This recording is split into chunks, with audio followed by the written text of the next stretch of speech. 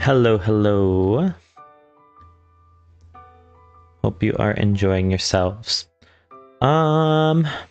Ridiculously. Ridiculously, I guess we are finally going to play this game. I love you, Colonel Sanders. Ridiculous. Absolutely ridiculous. But I'm gonna be honest already, this music is making me feel romantic, and I'm like, uh-oh. Uh-oh. Yeah, I'm gonna like turn it down just a little bit, but tell me if the music gets too loud or anything. Or if it's not loud enough. I'm here for either side, you know? Here for either side. Wicked and cool. But I suppose let's just get into this. Because like look at this. Look at this.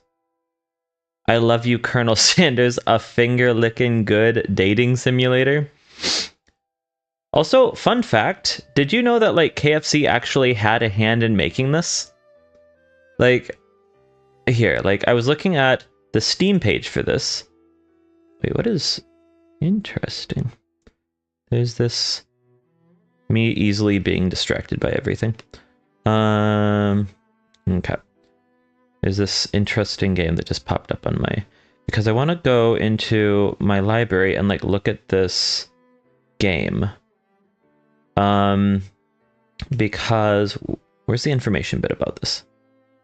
I need to see. KFC wasn't involved. Yes. Yes, it's a good thing. Like, if KFC was not involved, we would not be able to play this right now. That is 100% true. But no, like, there's like a fun fact little bit. Officially created by KFC. No, really. Like, it's actually... So, it looks like features... If we're going off of this, I just want to read the about this game because it's ridiculous and I had a great time reading it. From the same people who brought you the bucket of chicken comes the world's first Colonel Sanders dating simulator. Nobody asked for this, but I kind of love it. The most delicious dating simulator ever created. And like, he looks like such a silver fox, and normally that's not my thing, but like, it's kind of working. And like his picture has his like shirt sleeves rolled up, and like, I don't know, again, normally not my thing here, like especially being in Japan, like that's everyone's thing, is everyone here in Japan, the moment like a guy rolls up, they're like dress shirt sleeves, like the panties hit the floor. But like, I don't know, just normally not for me, but I'm feeling it. Anyway, it goes on. I love you, Colonel Sanders. A finger-licking good dating sim follows you, a promising culinary student, as you try to date your classmate, Colonel Sanders. Throughout your journey, you'll be faced with life-changing decisions that will affect your chances of friendship and love. But be careful. Your choices have real consequences with real animated characters' feelings at stake.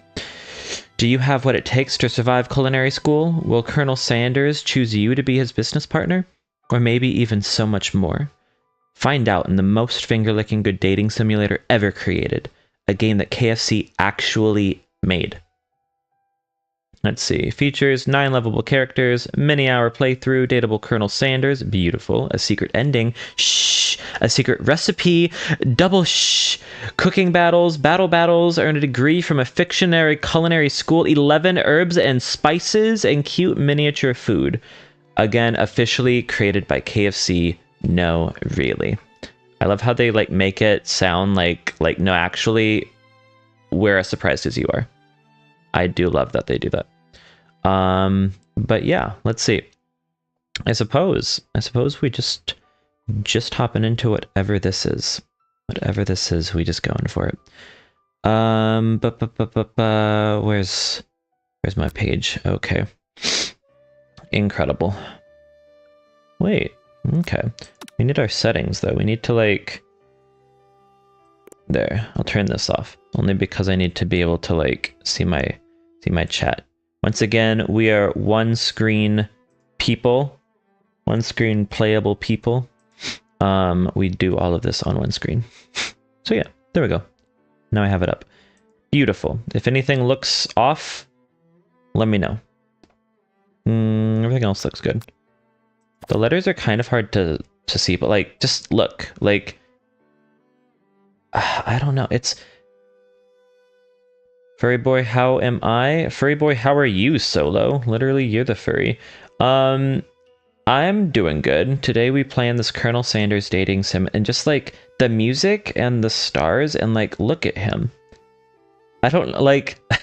I feel so gross because there's already like this feeling in my chest that I know I'm in trouble. Like, I can't play dating sims. I get into trouble. I'm like, like nothing has happened. I haven't even clicked start game, and already like my heart's swooning. Like, I don't know. Maybe we can get him to like shave off the like. Okay, anyone watching right now, just use your thumb to cover up like the mustache and the goatee. Normally that's not for me, but like, if you do that, look at him. Oh no, I'm gonna be in trouble. Okay, I can do this. I'm normal and I'm sane. You're completely right, Freep. Yamete Kudasai, honestly. Colonel Sanders? Jesus. Also, how are you, Freep? How is Solo? How is Shmel? How is everybody? I hope you guys are doing wonderful. You're an Acheron simper, not furry. Okay, if you say so, but I mean, if the shoe fits, smell it. Okay. We're doing this. We're doing this for real. Continue. Tell us your name. Okay. My name's Critter. Oh my god! You're completely right for that, Solo. That's exactly how I feel right now. You sleep softly as the morning sun casts a warm glow through the window of your modest student apartment. Is this modest? This is looking pretty good. Look at like the Colonel Sanders little thing with the jewelry in it. Oh my god. That's incredible. The world is peaceful and serene. You could stay in the moment forever. Chicken and well, I'm sure you can guess what comes after. I am excited for all 11 herbs and spices, let me tell you what. Whew. Okay. Is that my fucking alarm clock? Oh no. This is going to actually kill me. You could wake up now. Your first day of culinary school is no time to sleep in. Jesus, this is honestly, Yamete Kudasai. Okay. You guys will have to help me with choices. I think as we go, I'll choose like either first one, or like I'll give you guys like 10 seconds to throw it up in the chat. Let's see, lying in bed, but I mean, like me, I'm always one to right away in the morning just like pop out of bed, or pop out of bed, or else I know I'm just gonna stay in there all day. Lying in bed, you stare at the ceiling, thinking about everything that awaits you at the prestigious University of Cooking School, Academy for Learning. Your mind begins to wander. Let's see, you'll need to take this seriously. Do we daydream or do we take this seriously? Pop out one in the morning. Yeah, but honestly, sometimes we just be popping one out in the morning. It like helps to motivate us to like get out of bed, you know? Like, well, time to clean this shit up. Okay. Take this seriously, or allow us to daydream a bit. Think about the future. I think, I don't know. Like, we're awake. I think that we're allowed to like daydream a little bit. Let's hear, finally, your first day of culinary school. So many dishes to prepare. So many students to meet. Emphasis on the meat, am I right? Your mind is swimming with possibilities when you realize you're running late. You grab a biscuit and burst out the door in a hurry. It's gonna derail so fast. Honestly, 100%. Also, like, can we talk about you grab a biscuit and burst out the door? Because that's so funny. Like, the big, like, Japanese thing is, like, that, like, in anime, they always grab the toast, right? And they're rushing out the door with toast in their mouth. Oh, wait. This is all making sense. Okay, so, like, I don't know if you guys know this, but KFC is actually, like, the super popular food everybody eats for Christmas in Japan. Like, there was a big popular like advertising thing in like the 70s or 80s that KFC did, and it's seen as like the food to have for Christmas. So if you want to have like the traditional KFC meal in Japan, you literally have to sign up and register for it months in advance, or else they will sell out. It is absolutely ridiculous, but honestly, so funny and honestly tastes delicious. So no, it's like Christmas and KFC go hand in hand here in Japan. Anyway, holy shit, just what you needed to wake up those taste buds. A fun fact about me, not only am I weak to these dating sims, but I love like cooking anime. So like Food Wars was my shit. Big time recommend Food Wars.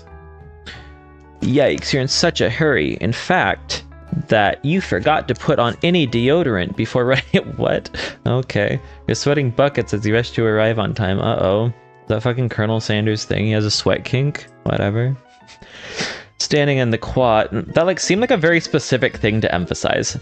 like you're a sweaty boy. Standing in the quad, you gaze upon the magnificent University of Cooking School, Academy for Learning. Actually, this reminds me of like Ouran High School Host Club. Can someone do like the channel points for like Kiss Kiss Fall in Love? Because this is perfect for it. This is literally Kiss Kiss Fall in Love like central.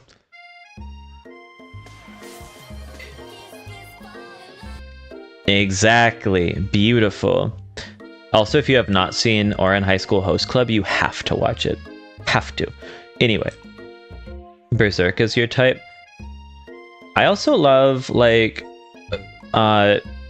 Berserk. Like, God, what's the main name? Like, Griffin? Griffin is, like, white-haired boy? Fucking love Griffin. Okay. I'm, like, driving myself insane. We need to, like... Here, just master volume. I need to lower it a bit. There we go. For my own sanity. Okay, here comes your lifelong best friend forever, Miriam. Damn, Miriam. Shit, girl. That's Miriam. She's the most adorably awkward person you've ever met. You absolutely love her. I really do. I love Griffith, and I love Miriam. Look at her. She's ready to make some chicken. Good morning, Critter. Are you... Why is she yelling my name? What, was it possible to make my name not all caps? Anyway. Are you excited for the first day of the rest of our lives? We're being a bit much, Miriam, but sure, why not? Actually, I'm nervous, I guess. Because I sure am excited, a little nervous. Okay, a lot nervous. Okay, Miriam. There's something about this and her, like, freezing and, like, blinking like this. If only you'd gone to culinary school, too. Wink, wink. You like Griffith and you haven't watched Berserk completely. No, I love Griffith because even if Berserk is completely fucked up, Griffith is still fucking hot. Beautiful.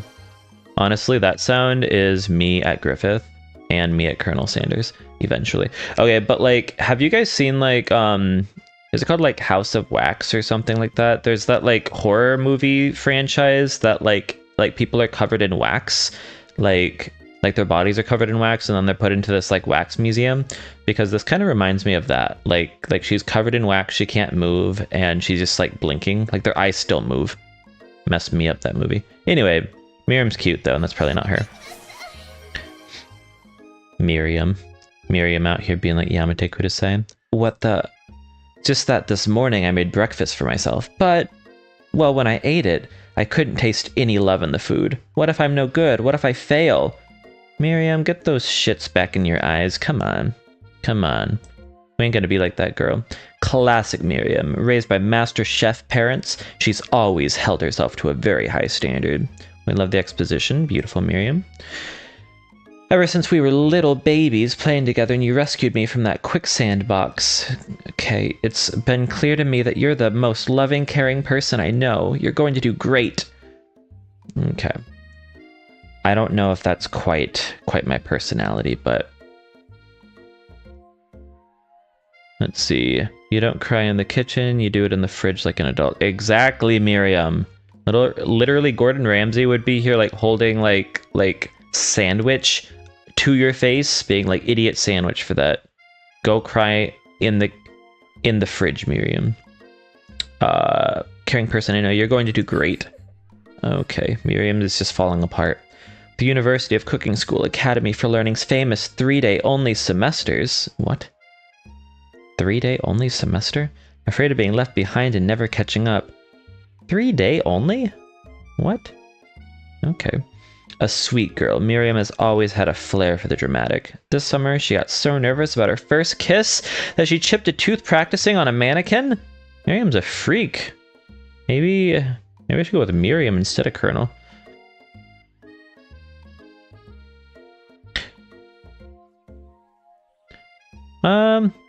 Solo, I'm not quite sure what we're up to or why race has anything to do with this, but I don't know about that one. Let's see. Summer, she got so nervous about her first kiss, she chipped a tooth. Pep talk your best friend, change the subject to school gossip. Should you pep talk her or change the subject to give her some relief? I like changing the subject. It's hard to see Miriam like this, and, frankly, quite exhausting. Rather than dwell on her anxiety, you try to change the subject to something more interesting. Something more interesting indeed. Let us see.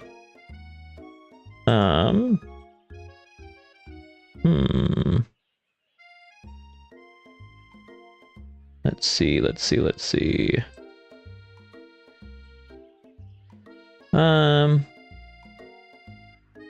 You like talking about black people because you are black. That is fine. Interesting. I'm gonna be honest though, like, the black people in my life have been some of the best cooks that I have ever met. Like, I have some friends who are, like, Haitian American, and anytime that I go, like, my friend's mom, she's an amazing cook.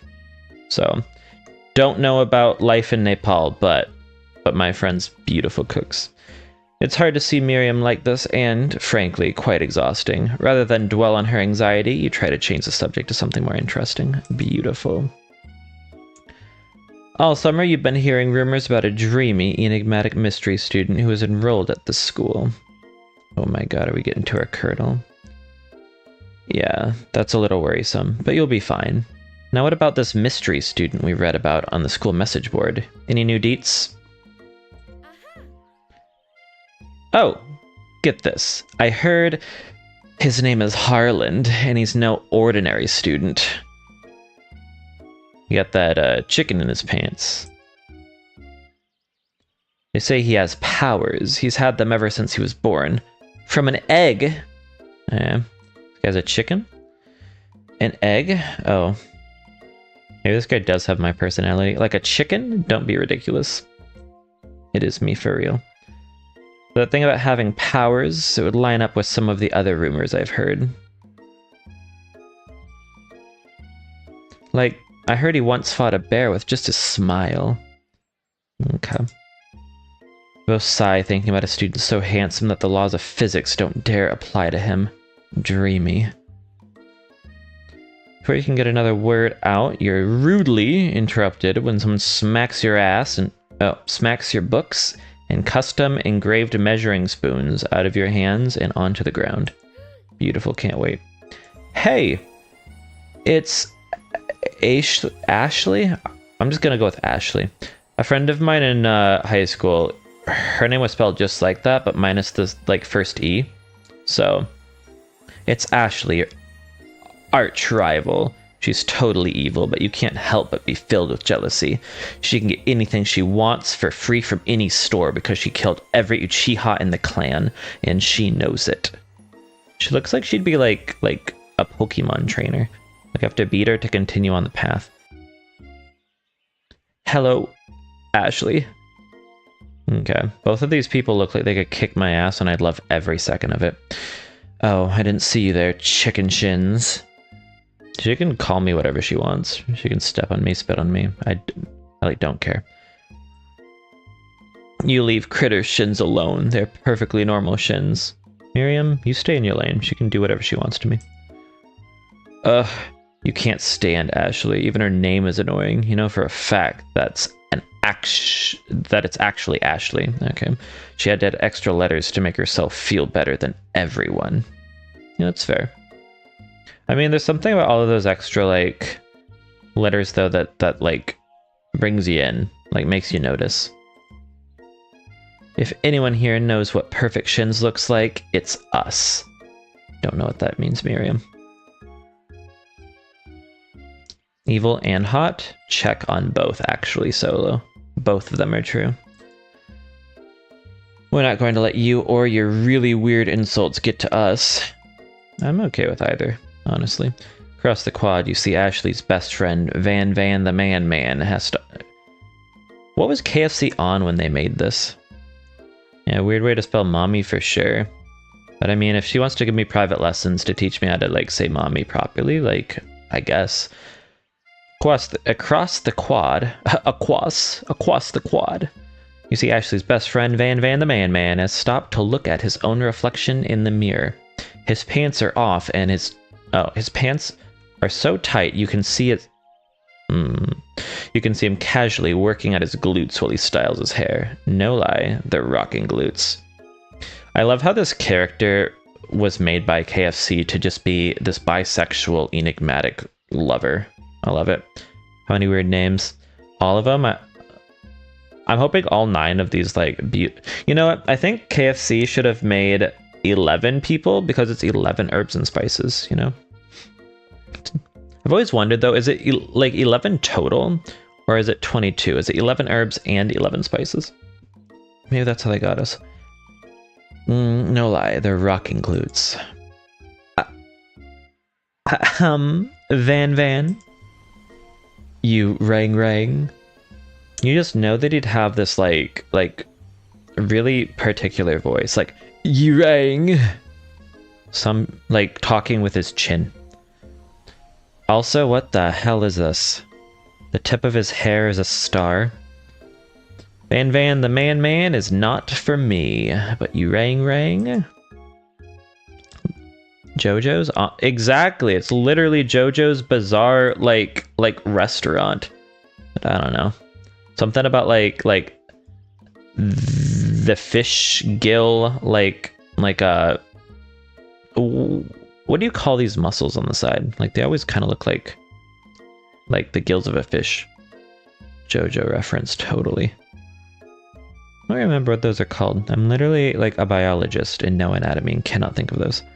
Anyway, you've never been sure what their arrangement is, but as long as you've known them, Ashley and Van have been just as close as you and Miriam, but substantially more devious. Obliques, exactly, like the fish gill obliques. Perfect. I can't believe that University of Cooking School Academy for Learning would ever allow people like you to attend as students. Yeah, people who don't know how to read. I know, right? You'd think they'd just hand us our diplomas now. No, that was supposed to be my burn, Ashley. Actually, that is your real name. Okay, I'll just call her Actually. She's not Ashley, she's Actually. Or maybe hire us on as professors. You amateurs could learn a lot from us. His pants are really tight, but his glutes are rocking, I'll be honest. With the first day of school about to start, there's just not time to properly tell these two off. Yeah, that's why. So yours is the urge. Let's go, Miriam. Pikachu for real. Psh, see you later, losers. Miriam, that was uncalled for. We do not stoop to their level. Who is this child? As you approach the door, you see a goofy-looking kid pushing hard against the window directly next to it. Fun fact, this like weird sound you keep hearing is like, you know, like those door stoppers that like you hit with the door and they like do that little like bring. It's like literally like that. I want to get like a butt plug that does that little like bring on it too, honestly. You approach the door, you see that kid pushing hard against the window directly next to it. Well, at least he tried. Did he just shit himself? No. Oh, yeah, he just popped off for real. It's nasty. Oopsie, what the fuck is wrong with this game? Already, everything's been bad. Okay. I think it's broken. What, your asshole? It's leaking out gas? Shit, Pop. Reach forward and easily pull the door open. That should do the trick. I love you. I'm literally taken by everyone else. I'm sorry, Pop. Think you mean thank you? My name is Pop. I was named after my Pop. He's old. Okay. So like as you get older, they just add more of your name onto it. When his Pop was younger, he was Pop too. Could someone like this also be a student at the school? He must be one heck of a chef. Also, his name tag clearly says Bob, but I guess he's reading it upside down. YouTuber simulator? Honestly, I'm YouTuber simulator right now. I love the idea that you like look down like at your chest and you just read your name upside down, and that's like how you get your name. You like stare at it from like above, and that's how you get Pop. Hi Pop, I'm Critter. So you're going to make me hold this door all day? Nope. And with that, the young man walks into the building ahead of you. Is it just me, or is he kind of cute? Honestly, that was Pop when he held the door open for me. Hey, Miriam, I do think it's just kind of you. Would pay. Perfect. You know what? I think that this character is actually me. You both shrugged your shoulders before following him into the building. Beautiful. Is this like... what was his name? Like Jerry from Subway? Like the creepy pedophile guy? Incredible. You stand at the edge of the room, unsure where to sit. Other students wander in and keep themselves busy chit-chatting. Jared? Yeah, Jared from Subway. The creep. I hope that that's not the guy who like made the game though, or else I'd feel bad. I'm sure you're great. You stand at the edge of the room, unsure where to sit. Other students wander in and keep themselves busy chit-chatting. Okay. That's the hypotenuse fun fact. The hypotenuse of the chicken. A scruffy-looking pooch takes his place at a podium at the front of the class. Adorable! Is that our teacher? Sprinkles, the teacher? Now, quiet down, everyone. Okay. They really just put nouns into a hat and were like, this one's the teacher, and they pull out a random noun.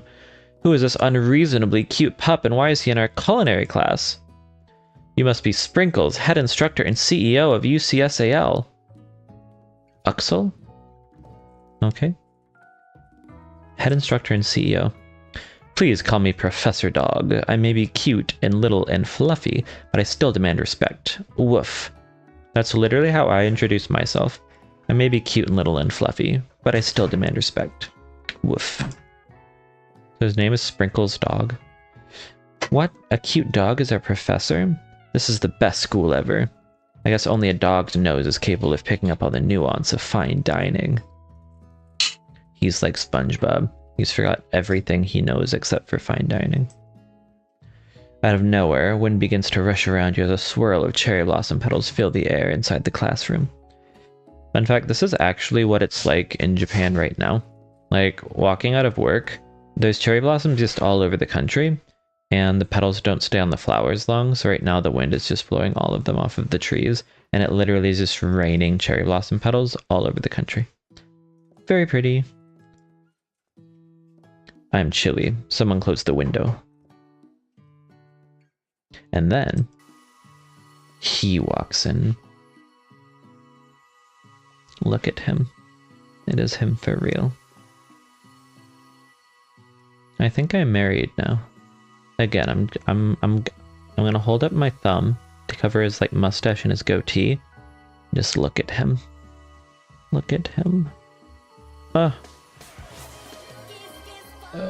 Beautiful. Kiss Kiss Fall in Love is correct. That's all I want right now. Like, I want his 11 herbs and spices. Like, just like, look at the, like, can you guys see my mouse? Am I making a fool of myself by like dragging my mouse along his cheekbones? It's like, Jesus, this man's. He walks in. What's a little bitty waist and a round thing in your face you get? You're immediately swept up in the aura of this new student in his remarkable goatee. Okay, so it doesn't seem to understand that I don't like it. Who knew anyone could be so handsome? Time stands still. It's him, it's... Miriam, you stay the fuck away from my husband. Eat shit, lady. You're nothing to me anymore. if it isn't my favorite student, Harland. Why is his name Harland? Colonel Sanders interrupts Sprinkles. Sorry, Professor Dog. Before he can finish his sentence. Cutting off Professor Dog. It's messed up. Please, call me Colonel. Instead of Harland, he wants Colonel specifically. Colonel Sanders. A hushed murmur rolls through the classroom as Colonel Sanders walks down the aisle of desks. Suddenly, the room is sweltering. Sweltering for real, look at him. Sweat begins to bead across your brow. You feel like everyone is looking at you, and you're not entirely wrong. This is because I'm just a sweaty mess in this chair, and everyone can smell me because I forgot my deodorant. Oh no, shit. I was right. This over here must be sweaty sweats a lot. God damn it, Ashley. Not in front of my mans. Sweaty sweats a lot. I forgot my deodorant for one goddamn day. Wait, but what if he, like, loves my smell, and he's like, I want you to be my 12th herb and or spice? Maybe we should open that window back up before Faucet Pits melts into a puddle and evaporates entirely. Whoever made this has, like, a sweat kink, like, pit kink. Mommy and Dio have arrived. Exactly. See, okay, but then with that said, I think that technically I did not forget my Dio. My Dio is right here. Deodorant. You two both know my name. We were in the same kindergarten class. And what is with all your really weird insults? That's fair. He's just, like, really going at it right here. There's something happening. You turn to find Colonel Sanders standing right in front of you. Oh god, he likes my smell, doesn't he? Colonel Sanders, beautiful angel that he is, stands before you, smiling gently, his hand outstretched. Boy howdy, this classroom gets hotter than a Kentucky fryer. That's really hot, by the way. Damn. Please, use my hand. Kerchief. I'd rather just use the hand. Oh my god. He frees up. Colonel Sanders is talking to you. Why am I falling for this man? Wait, Colonel Sanders is talking to you? About how sweaty you look? You're completely mortified. Okay, but he seems to like this. I don't know. Expect it to maybe, like, have this man make me wet, but, like, in the pits? Pits is something different. This can't be your first interaction. What if he never forgets this moment? Huh. Of course I'm taking it. You stretch out your hand and Colonel Sanders places a fine silk handkerchief in it. Okay. It's so beautiful you hesitate to press it to your face, but when you do, the feeling is transcendent. It has his natural scent on it. It smells of the most delicious chicken you've ever smelled. Don't know how to feel about that, I'm gonna be honest. I'm gonna run with it. They're really into smells here. Which, I mean, makes sense. Like KFC, the first thing you notice is the scent, so... Professor Dog steps in to settle the class down and set some ground rules. Welcome to University of Cooking School, Academy for Learning, the greatest culinary academy in the world.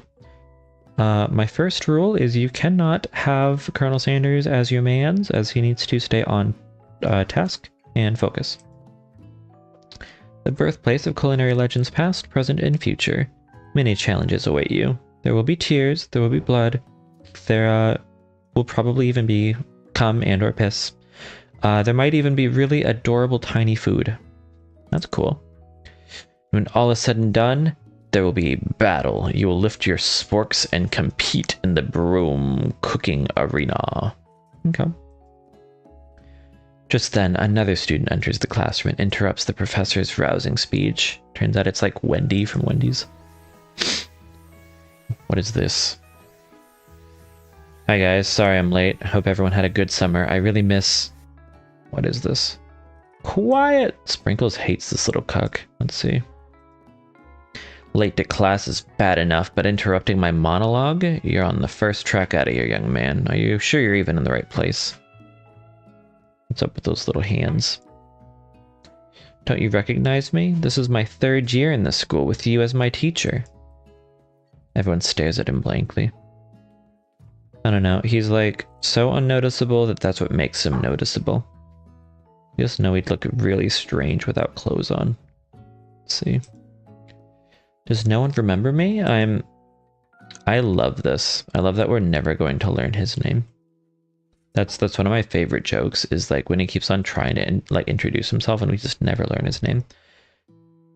You're expelled if you utter one more word before I finish.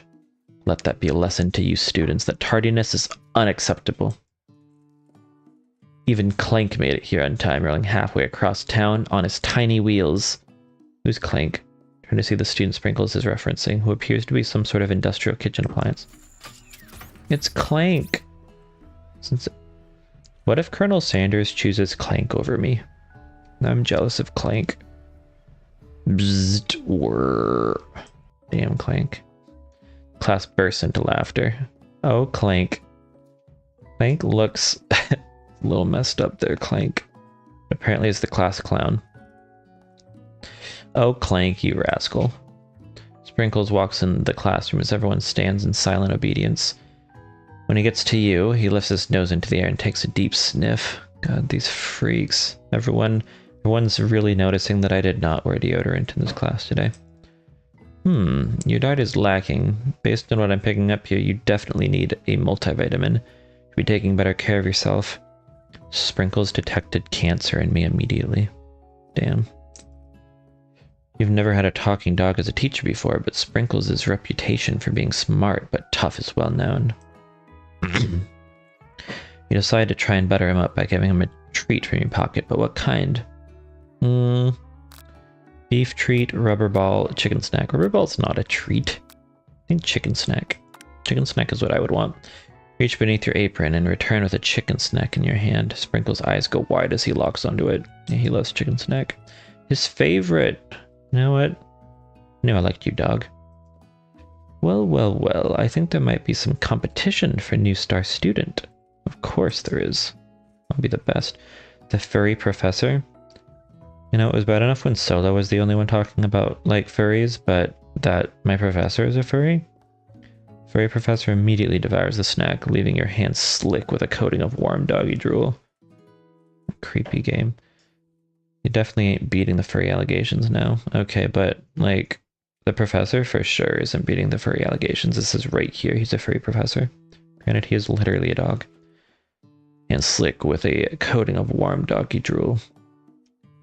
My teacher coming on to me? Or into? See the other students eyeing you jealously, but pay no mind to them. If they wanted to succeed in life, they should have learned the importance of carrying a range of dog treat flavors on them at all times. Honestly, for real. Like, if they wanted to feel success, they too should have had chicken snack. Just so happens that I always carry a chicken snack with me. Settle down, young chef. Well, you know, it makes sense. It's KFC. Obviously, they would say chicken snack is the best one. Like, I honestly didn't think about that, but that should have given me, like, everything that I should have needed to have known. Settle down, young chefs. Take your seats and prepare to have your minds opened to the amazing possibilities of culinary creation.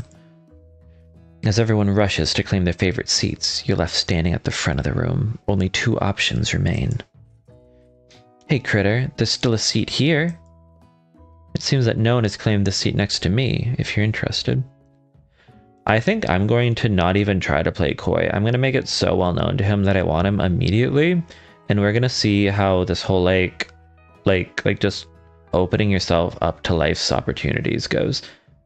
Like, and if he doesn't like someone who's, like, not willing to play games, then that's his loss. Like, I don't play games. I'm gonna let him know that I like him, and that's fine. Like, Colonel, move to take your seat by Colonel Sanders. Like, I'm sorry, Miriam, but you're not gonna take, like one, you can't flirt with my man and expect me to not feel territorial, first off. And then also, Miriam, like, your anxiety earlier in this class, like, I don't know, kind of brought me down. Like, I have some people that I work with who, like, they're always hyper anxious, and it makes me anxious when I'm around them, and I'm like, freaking calm down. Calm down. Calm down. Me being very not calm next to my husband. You have to take your seat by your husband. Okay. It appears he brought no books, pens, or pencils. However, his perfect, upright posture shows off a seriousness that makes you confident in his desire to learn.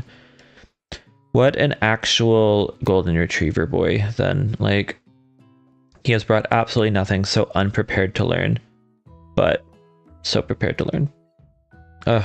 I'll do all the note-taking for him. I'll take good care of him so he grows a dependence on me and never leaves. Let's see. Thanks for offering me the seat. He's like, I'm at the desk. Me sitting on his lap. I'm like, sir, where are your pants? Okay, I'm done daydreaming. Where was I? Thanks for offering. Right. I've only had 2 rules. Do all you can, and do it the best you can. It's the only way you ever get that feeling of accomplishing something. Yeah, that's fair.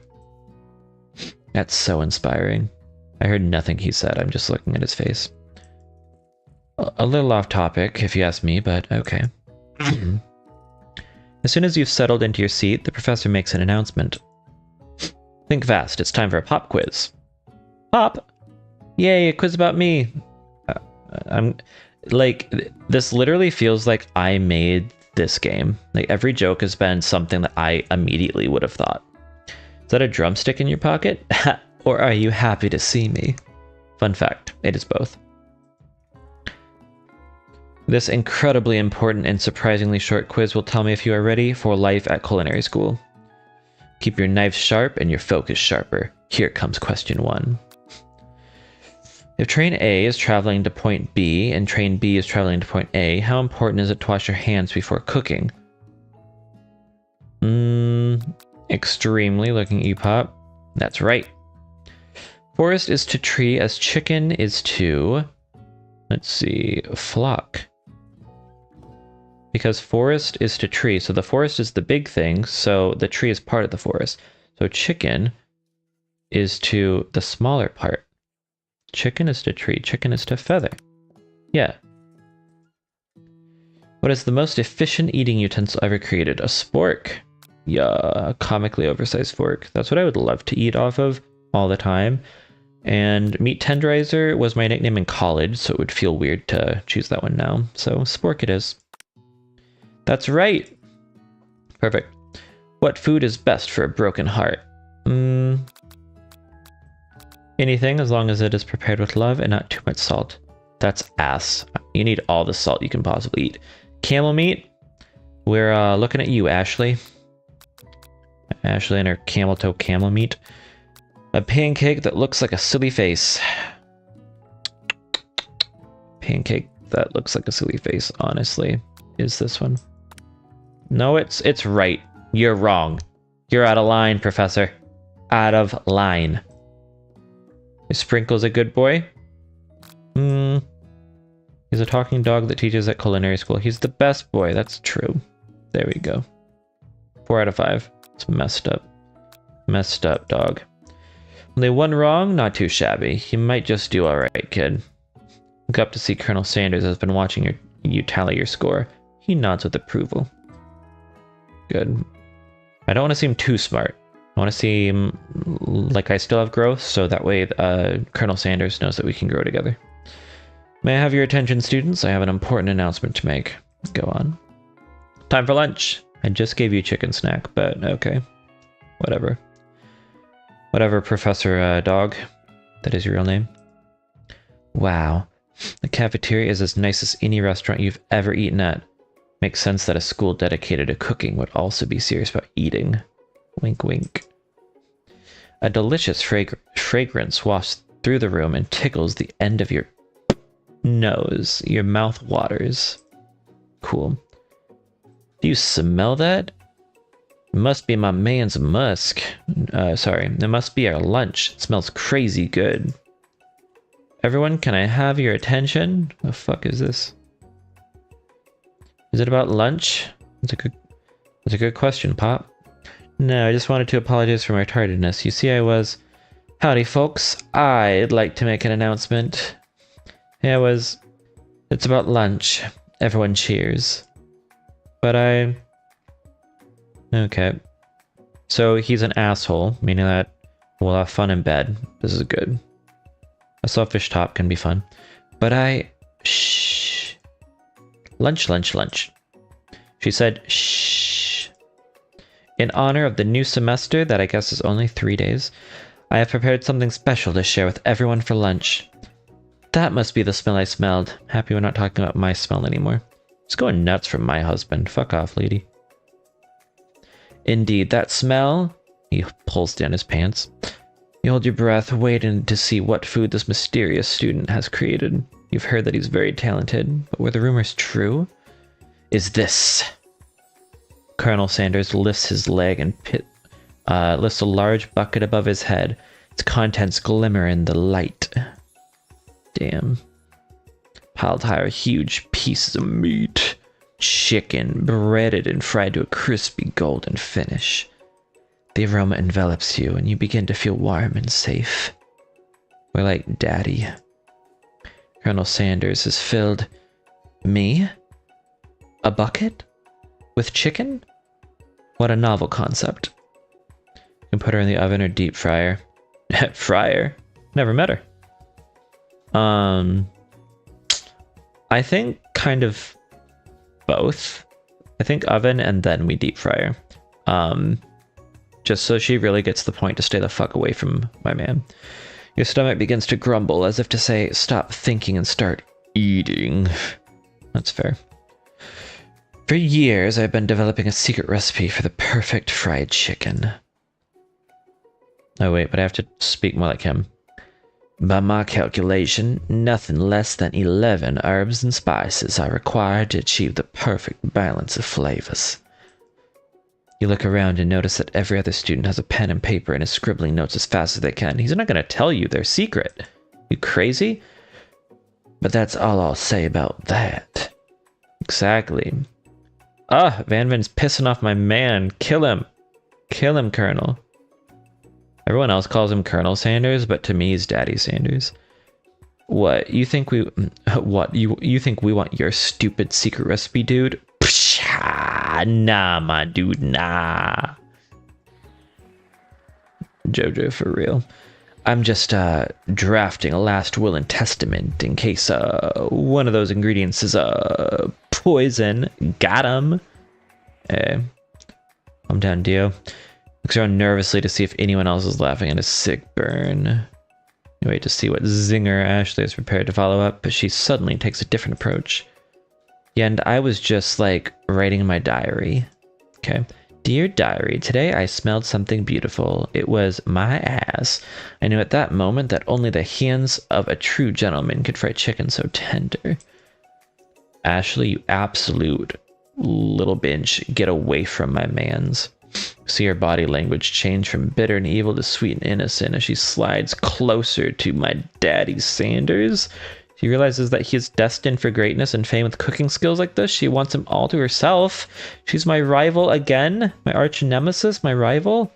We're definitely killing Ashley. Like, it is all hands on deck. We taking this lady down. Ridiculous. Oh, please. Oh. Dio's face looks very messed up here. He does not like that Ashley is into this guy. That's a terrifying face, Dio. Don't do that. Well, Vane, the man, if you don't want any. I'll take his. Me for real. Whoa, hold on. I mean, I guess I'll try it. Takes one bite and his eyes grow wide. Starts contorting his face as he tries to hold in his pure exhilaration and act unimpressed. He has the biggest frickin' schmeege going on in his pants right now. Hands on deck to be still. Hands on dick. Exactly. Exactly. You gets it. Easy now. There's enough for everyone. Please, my fellow classmates, dig in. I'll not still. All hands on deck to be all hands on dick. Take one of the pieces of fried chicken out of this bucket. Why do we have quotes around bucket? What are we eating out of? This bucket and sink your teeth into it. Yeah, it's amazing. Tasting Colonel Sanders' food transports you to another dimension. We've been kidnapped. Alone with your taste buds, gripping a drumstick to your hand, you float weightlessly. We're having your first orgasm. Focus your mind and meditate on this moment. Try and identify every flavor. Savor the moment and everything that it tells you about Colonel Sanders' culinary heart. Swim toward the light. Try and identify every flavor. I want every flavor. You let the food rest in your mouth and focus on it, scrutinizing every flavor. Salt? Maybe. Well, they're southern. Of course it's salt. Pepper? Too obvious? Of course there's going to be pepper in there.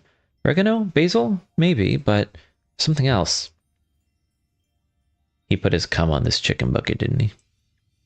Something dark. Something spicy. You dig deeper. Deeper. Deeper. Yes, even deeper still. Until you find it. Could it be? Oh, we don't get to know. Okay. He really did it. How bold, how adventurous to use. Okay. Try to go even deeper into the sea of flavors, but this revelation alone is more than you can handle. You snap out of it and realize that this information was meant to remain a secret. And yet, now you know. A mantle of responsibility now rests upon your shoulders. As you look around, you realize that everyone in the room is consumed by the lunch. No one noticed that you've traveled through space and time. After tasting his food, you try to get some one-on-one time with Colonel Sanders. You approach Colonel Sanders. I love that this is my only option. I'm doing it. Colonel Sanders smiles ever so softly as you approach. He stops what he is doing and allows you to break the silence. Colonel, I wondered if I could talk to you for a second.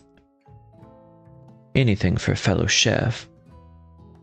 What exactly was on the chicken?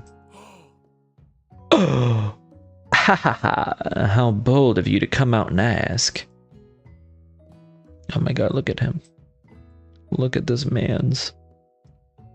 Also, can we talk about how this chicken on the top of his staff looks like Deidara's like art is an explosion little like thing that he flies on when he goes to kill Gaara. Literally looks like his like clay thing that comes out of his hand. Yeah, Colonel, what you gonna do with that finger? Oh my god, look at him. Got that Dorito build. Ugh. Damn, that swimmer's body. It's an idea I had for a new combination of flavors that will make me my fortune and establish my legacy for all time as I open a chain of highly successful fried chicken restaurants. No big deal. It's just you and me here talking. I can keep a secret. In fact, I've got some of my own that I'd be willing to trade. What's the rush? Semester's only getting started. We've got 2 more whole days to get to know each other. Look at that face. That's like the look he makes when he clumes. He's clearly not going to give it up easily, but it doesn't hurt to be persistent. Oh, I love a chase, my mans. I love a chase. You know what they say about secrets, Colonel? Shouldn't learning be fun? You've got moxie, I'll give you that. Look at him, he seems so content. This guy, my heart. Colonel Sanders looks both ways to make sure he's crossing the street safely. To make sure you're truly alone. Then leans in, can feel his warm breath as he whispers. Just one ingredient, but you can't tell. I use. It's something my great-grandmother taught me. It's Grandmammy's recipe. Wow, you'd never have guessed that. In fact, you're not even sure where you'd get some if you searched. But he's hiding some of it down there. And definitely isn't the flavor you tasted before, so now you're 2 ingredients closer to knowing the full recipe. But you don't tell Colonel Sanders that. We're using that as blackmail later, my boy. While you're wrapped up in that huge revelation, you notice that Colonel Sanders has disappeared. While everyone else is still in the cafeteria, you decide to look for him. You find Colonel Sanders outside, standing on the quad underneath the sakura. Oh, It's you again. Howdy. Sometimes I like to come outside and onto my fellow students and look at the school buildings. I think about how my story will continue on after I've graduated. It sounds like you have big plans. I dare say the biggest. I will leave my mark on this world. You can bet on that. Kind of want him to sound more like Blanche from the Golden Girls. Alone together for the first time, you figure now is the perfect moment to show your personality to him. Negging to show your own strength. Wow him with a big idea to add an additional ingredient to really spice things up. Be modest but thoughtful. We want him to know that like although he thinks he's great, he needs to know that we think we're great too. Like, he won't respect anyone who's not his equal. You know, about that, I was thinking about your secret recipe. I don't doubt it. It has a way of leaving an impression on all who taste it. A slut, he's been out here letting everyone taste it? My kind of man. Decided to show him that you also know a thing or two about blowing minds, among other things, with new flavors. I actually had some thoughts on how you could improve it. Oh shit. Oh shit. He wants to beat me. He wants to beat himself onto me. You know what? With those hands, do whatever you want. Whatever you want, my mans. Improve it? You want to change my secret recipe? And you think you can do better? Have you ever heard of habanero peppers? That's not it. You know, actually, like, not saying that his is bad, but I mean, like, spice is good. Heard of them. Tend an entire garden of chili pepper varieties. Habanero, poblano, cayenne. That's not the point. You can't just toss new ingredients into my secret recipe and expect to improve it. Okay, he clearly didn't like this. Is he gonna become my rival now? Now he has like conflicting conflicting thoughts. Interesting. Our recipe is about balance. Looks like 3-minute break time is coming up. Go ahead and get some water, everyone. Do it. And then we'll be back Cozy Chaos soon. A reminder that subs do get ad-free viewing, but I enjoy having everybody around either way. So see you in 3 minutes. Our recipe is about balance. It involves careful consideration and refinement. Okay. Teach me. Teach me. I didn't mean to. Let this be the last time you improvise my recipes, Critter. Headed back to class for the next lesson. Cute. This guy thinks he can beat me. You know what? He has himself a new rival. Little bitch boy can't take nothing. I'm gonna peg this man before the class is up. I've had it with this attitude. That certainly didn't go as planned. Oh, fuck him. You'd better head back inside, but you wait a moment so that Colonel Sanders doesn't think you're desperately chasing after him. Desperate, my ass. He can be desperate about me. This is how they set up in Food Wars. You step into the massive cooking arena where the afternoon lesson will take place. Each student gets an oven and all the tools and ingredients they could ever need. Look at this place. It's magnificent. Finally, we get to show our stuff. You know what, Miriam? I'm back. You're my bestie, and I never should have turned on you. Never. Wait a second. Oh no. We have to show our stuff? What if I totally blow it? Blow it like you used to blow me, Miriam. And you'll go far. You're not going to blow anything. Well, wait. Wait a second. Not blow anything? Except maybe kisses. Oh, to the crowd of fans you're going to earn with your signature. That makes sense. Adorable tiny food creations. That we're specifically making tiny food. Welcome, students, to the cooking arena. For today's lesson, we'll be cooking with partners. Hurry up and pair off. Naturally, Miriam looks over at you. Unable to control yourself, you pounce on Colonel Sanders. Hey, Colonel, would you like to tackle this lesson as a team? A team of 2, that is. Me and you, if that wasn't clear. He's not going to like this at all. He thinks I'm trying to one-up him. Want to be my partner? Okay, now I sound too into this. Sure, Critter. I'll prepare a station. Look at what you did to Miriam. Oh my god. Now he thinks that he's winning. Look at this. My actions do have consequences. I can't live like this. Without you as a partner, Miriam is left standing all alone. Two different students quickly take notice. Hello, new partner. I really hope that she goes with, was it Clank? Clank? I don't know. Either way. Yeah, Clank. Beep boop. Yeah. She finds him hilarious. You know, I hope that they end up together. Well, my two potential partners? You know what? She's the kind to be a freak. I'm so sorry, gentlemen, but I don't know who to choose. Looks like you'll have to pick for her.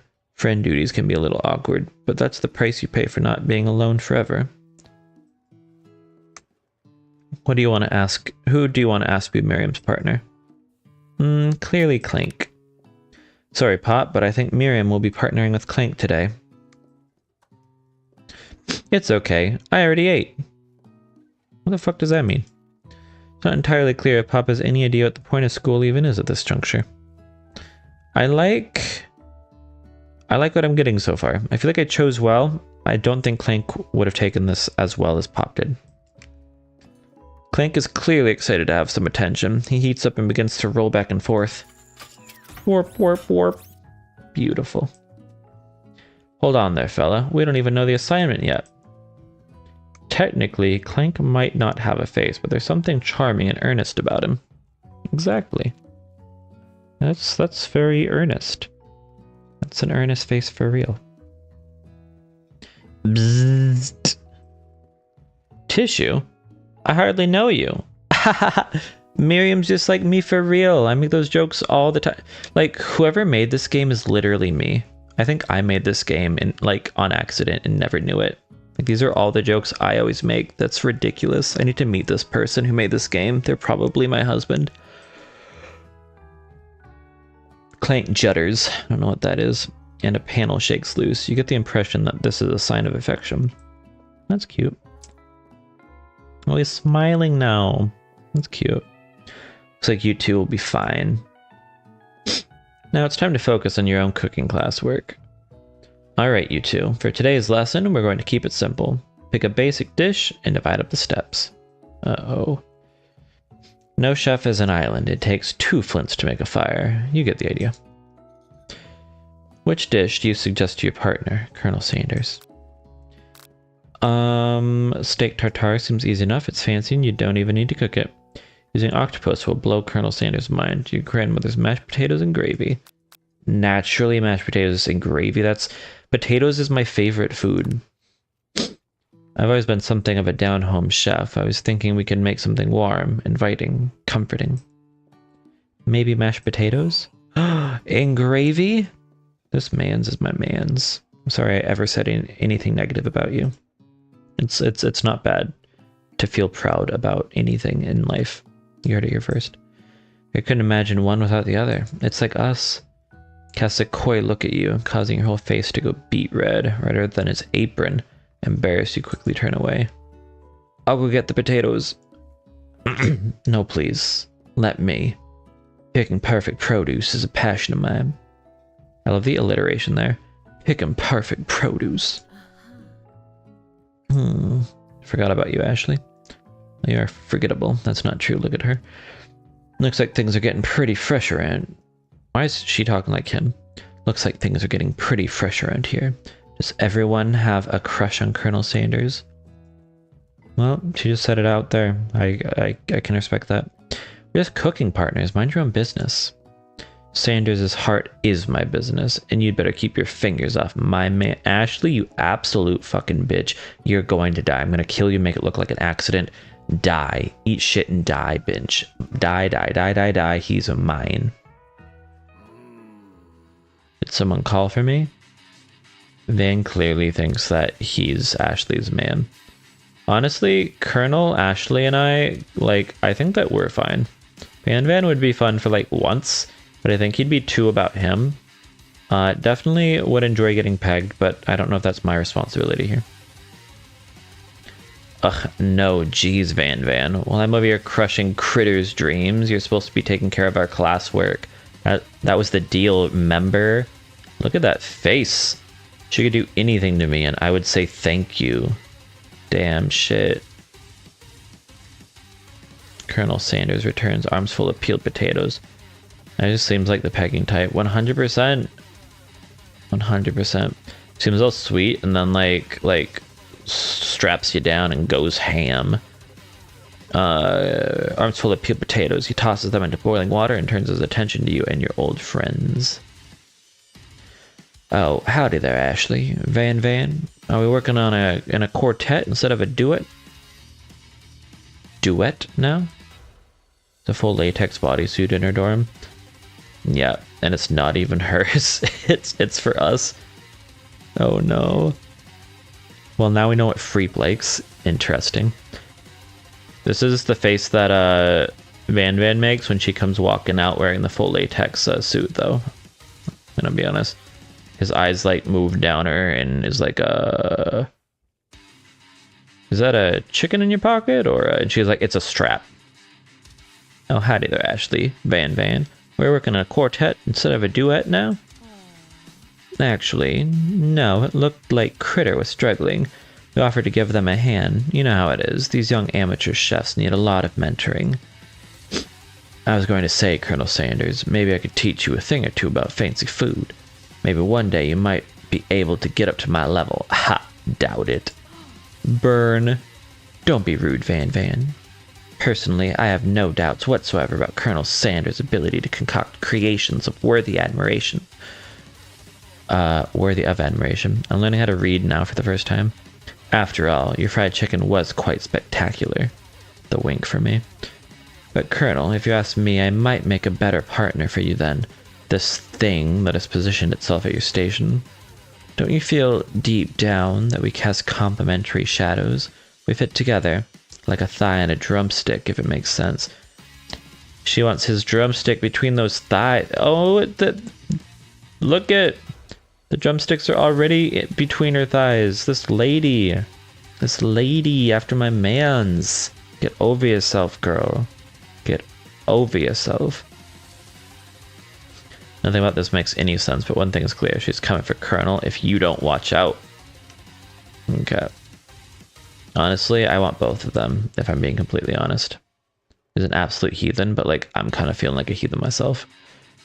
Ashley is really going at you hard. You need to ask for some backup here before things get ugly. You're Colonel Sanders, hunk of hunks, your time of need. And Miriam, your forever bestie, always has your back.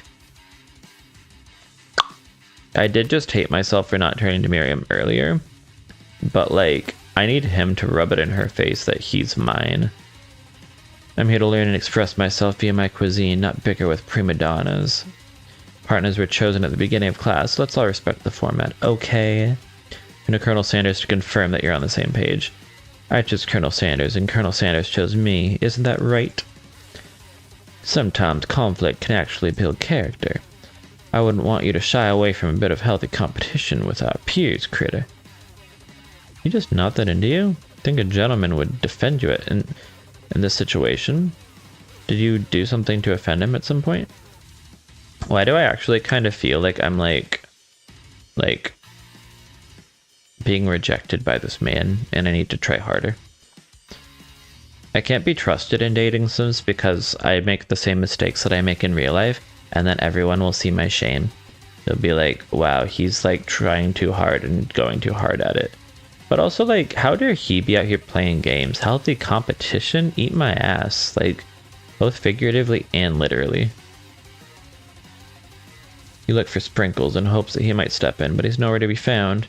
Darn those cute corgis and their short but sturdy stature, honestly. Look down at your station and realize that, in the tension of the moment, your hands have been cooking on autopilot. Distracted by the drama, you've already crushed the boiled potatoes into a perfectly creamy mashed texture, plenty of butter and cream for flavor. As if your natural passion guided you through the steps you know so well while your attention was elsewhere. He's honestly a bad man. He's not a good partner and will make for like an amazing first husband, I think. But that's honestly it. Like, we'll always be like connected from the love child we'll have, but like, I'll partially regret it. I know just what to do. Colonel Sanders extends his hand. He's holding a beautiful white porcelain gravy boat, to which pours a smooth brown gravy? Gravy. smothering your nearly finished potato dish. Damn, like KFC potatoes. My mouth is kind of watering. Don't play this game hungry. Oh, the music is back. We need this moment to relax. Gravy flows down the mound of mashed potatoes. The results look spectacular. Granny would be very proud. Hope she's looking up at me from hell. Colonel Sanders holds a spork out to you. I'll even read this all like romantic to fit the music. Colonel Sandals. Colonel Sandals. Colonel Sanders holds a spork out to you. You reach out and grab hold of it, but he doesn't immediately let go.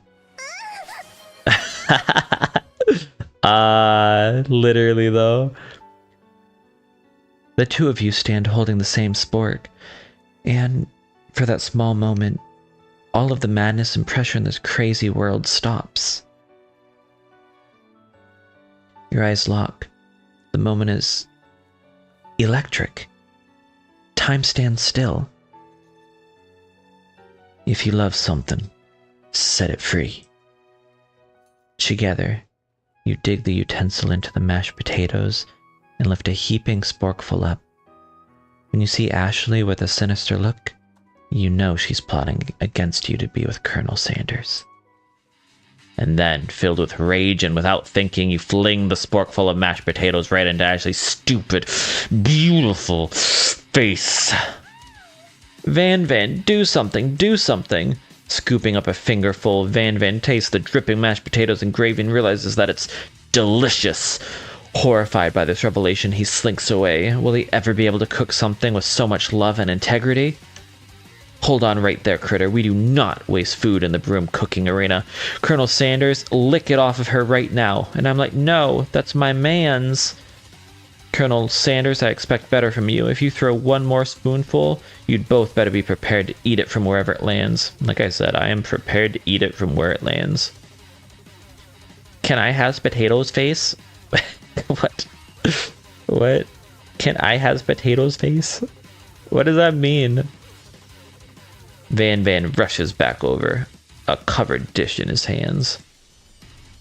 Mashed potatoes with gravy? Pathetic. Just a few minutes I prepared a full meal, gaze upon my specialty, braised tentacle of octopus in my silky saltwater sauce, plated on a battle axe blade forged by my supreme chef ancestors. That's a bit much, Van, I'm gonna be honest. I like simplicity, and honestly, as much as maybe like taki, as they call it here, can taste okay, like just octopus isn't quite for me. Did I say taki? It's taco. Takoyaki. I guess I shortened takoyaki into taki. Let's talk about it. But no, like the taco octopus is just too chewy for me. It ain't quite for me. You've ignored me for too long, and that ends now. It is I who will have first bite, and you will all look on with envy. Is he working with student? Interrupting student rushes at Van and swipes a bite of his signature dish right off his plate. No, don't! Something about this dish doesn't strike my nose quite right. I think the octopus was rushed, and may have turned in the process. The results could be toxic. No, student, what have you done? Too late, it has been eaten. The tentacle has ruined student. I think I left something in the oven. He has to go shit himself. I don't feel so good. It killed him. What? What? It killed student? Okay, so student is dead. You know, I was worried that switching from like horror games to a Colonel Sanders KFC dating sim might like be too polarizing, but I'm happy that this game has ghosts too. I really appreciate that so far. Everyone step back, don't take another bite. When you look back at the plate, the rest of it is gone. You notice the tip of the tentacle being slurped up into Pop's mouth. Oh shit, is Pop dead too? Huh. Okay. So Pop's stomach is made out of like sulfuric acid. Pop winces in pain for just a moment, then is almost immediately back to his oblivious self. He's a shade, exactly. He's a shade for real. Literally, we'll be he'll like try to blow out our light, but we won't notice. Be like, old news. Oopsie, tastes like poison. The entire class is gathered to watch Pop's final moments. Shock is frozen, the whole crowd, there as motionless as statues. Class bell rings, disrupting the moment and snapping everyone back to reality. Oop, there goes gravity. Eminem has entered the kitchen. It would appear that Pop's enthusiasm for trying new things, despite obvious danger, has inoculated him against poisons of all kinds. Okay, so we can't kill Pop. He's invincible. And see, I think that Pop would be like the Revenant. He's like just kind of like ditzy walking around and he sees you and immediately goes for you. I'm not sure the professors here make enough money. That's every professor. Ghost of student. Hello? I just turned into a ghost over here. We're all over it, student. I'm sorry. Seeing that you're shaken up by that really annoying student and all his nonsense, Colonel Sanders approaches you. I'm sorry you had to go through that. Please, let me walk you home. What? Like, for real? Oh, come on. Literally, Freep, you were right. He's a shade. No one noticed him while he's alive, and now he's just dead. You follow Colonel Sanders out of the room. At night, the school building has taken on another vibe entirely. It's dark, and more than a little spooky. Colonel Sanders stands in the quad's neon glow and speaks softly. Those mashed potatoes you made in class today. Before you go on, I want you to know, they're not a great representation of my skills. I didn't even realize I was making them. They were amazing. Tasting them, it reminded me of why I became so passionate about food to begin with. Colonel Sanders is getting choked up by my enormous cock. Cooking is obviously important to him, in a way that you find inspiring. Now might be the perfect time to tell him you're developing feelings for him. It's a bit fast. Colonel Sanders? Yes, Critter?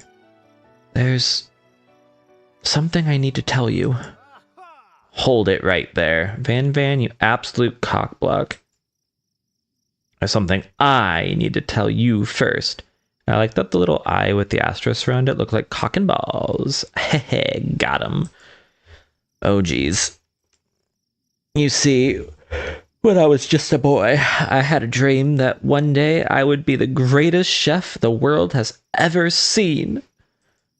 And every day since, I have been working toward that dream, day and night, never stopping, never resting.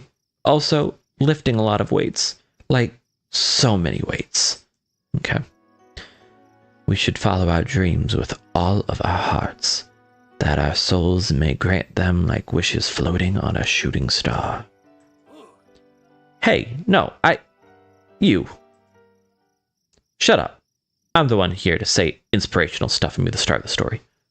Just makes this game a group project minus Pop and student. Just make this game, yeah. It basically is a group project minus Pop and student. Like, Pop would be a part of the group if, or wait, you mean group project? I get it. I'm a little nerd. A group project. You out here being naughty. Minus Pop and student. Yeah. I mean, student, like, I don't know. I could get behind some like ghosty funk. I think student is much more interesting now that he's dead than he ever was when he was alive. And Pop, yeah, is like a child and also like gross and also would not even realize he's there. Or would be the freakiest one in the room. One of the two. Are we forgetting that your cooking literally killed a guy? Well, see, it looks like we're aware that the guy's dead. You can't prove that. Literally him in court. I also saw you kill that guy. What was his name? We never found out. Somewhere in the distance, you hear a long, sad sigh. Forget him. We're talking about me. Me. I'm the hero. The spork monster is here to fight a hero. The fuck? No, it is my grandmammy's mashed taters and gravy. Oh god, the spork monster. I did not see that coming. Spork monster has arrived. Fight a hero. Yeah, Van, I think we're all kind of on the same page. I think I'll have the fridge door open. Later, nerds. We will not let harm come to another student, except for that ghost kid, and I kind of dropped the ball on that. Be afraid, be very afraid of me, because I'm a monster, see? Is he rhyming on purpose, or is it just coincidence? But before you can discuss syntax any further, it's a turn-based fight sequence. Oh, that's cool. Well, what will you do? Okay, well, we're attacking, of course. You decide to go on the attack. Which attack will you use? I guess cook with love. It's the only one I know. It's 1 damage. It just got real. Yeah. Oh, you took group project in quotes as an actual group project. Look, like, I saw group project and I was like, okay, like, when I put those quotes around things in like a Google search, it means it has to have group project. It means like whatever you search has to have it in it. So I'm like, yeah, group project, of course. I'm just trying to like point it out. But I didn't realize like air quotes group project. It's like the same kind of group project we do in Faz. That attack really upset Spork Monster. He's pissed. Spork Monster goes on the attack. They spit hot gravy at you. It's just like Colonel Sanders all over again. I didn't trust auto mod. No, that's fair. That is 100% fair. Auto mod would have gotten you. You take 1 damage. Uh-oh. How does defend work? Decide to defend. Which defense will you use? Trepidation. That's a good one. Continue to stand back and endure whatever comes your way. Seems like a pretty weird strategy, but okay, sure. You do you. Great. Focuses their mashed mind and draws in energy from Mother Earth itself. You grow larger and more intimidating. How will you respond? We'll attack this time. You decide to go on the attack. Which attack will you use? Cook with love? Don't have a lot of attacks, do I? Cook with love does 1 damage. Spork Monster's no quitter. Buffed up and ready to rumble, they go on the attack once again. Spork Monster uses utilitensile. You take 2 damage from the attack. I'm gonna die. If you take much more damage, you're not going to survive the battle. Okay, well, we're attacking him, though. So to go on the attack, cook with love. It's oozing cheese sauce onto the lawn of the quad. I wonder who's going to have to clean that up. Feeling vulnerable, Spork Monster prepares for its ultimate attack, Rounded Edge. Oh, God. The Colonel heard edge and was like, hey, I'm the only one allowed to edge this guy's round. Vile villain, your reign of terror stops here. Colonel Sanders summons the energy of 10, or I guess not 10,000 chickens. I got a little excited. 1,000 chickens. Oh my god. That's bad. Holy shit. He like popped off. Pot pie power pinch. Shit. Pot pie power pinch does 10 damage. What the fuck was this earlier? Spork Monster is defeated. You saved me. An injured Spork Monster spews steam into the night. Forget mercy, finish him. Yeah, kill this binge. No student will ever walk the quad in fear again. This monster messed with the wrong chef. Attack. You ready your final attack? You'll never survive my student debt loan destruction. Okay, well that's too real. That's too real. Student loan debt destruction does 10 damage. Spork Monster is completely vaporized. Colonel Sanders looks on in awe. Okay. You continue to surprise me, Critter. The defeated monster left behind a special item. It appears at first to be a cookbook, but upon closer inspection, it's so much more. It's a book of magic spells with a golden chicken on the cover. It's all mine. Open the cover and find a library card tucked inside. Good thing it was just the Spork Monster's gravy on Critter's pants and nothing else. Look, Spork Monster made me a little excited. Do you see anything white? It's just the creamy mashed taters. You open the cover and find a library card tucked inside. The last name to have signed it out is Borko.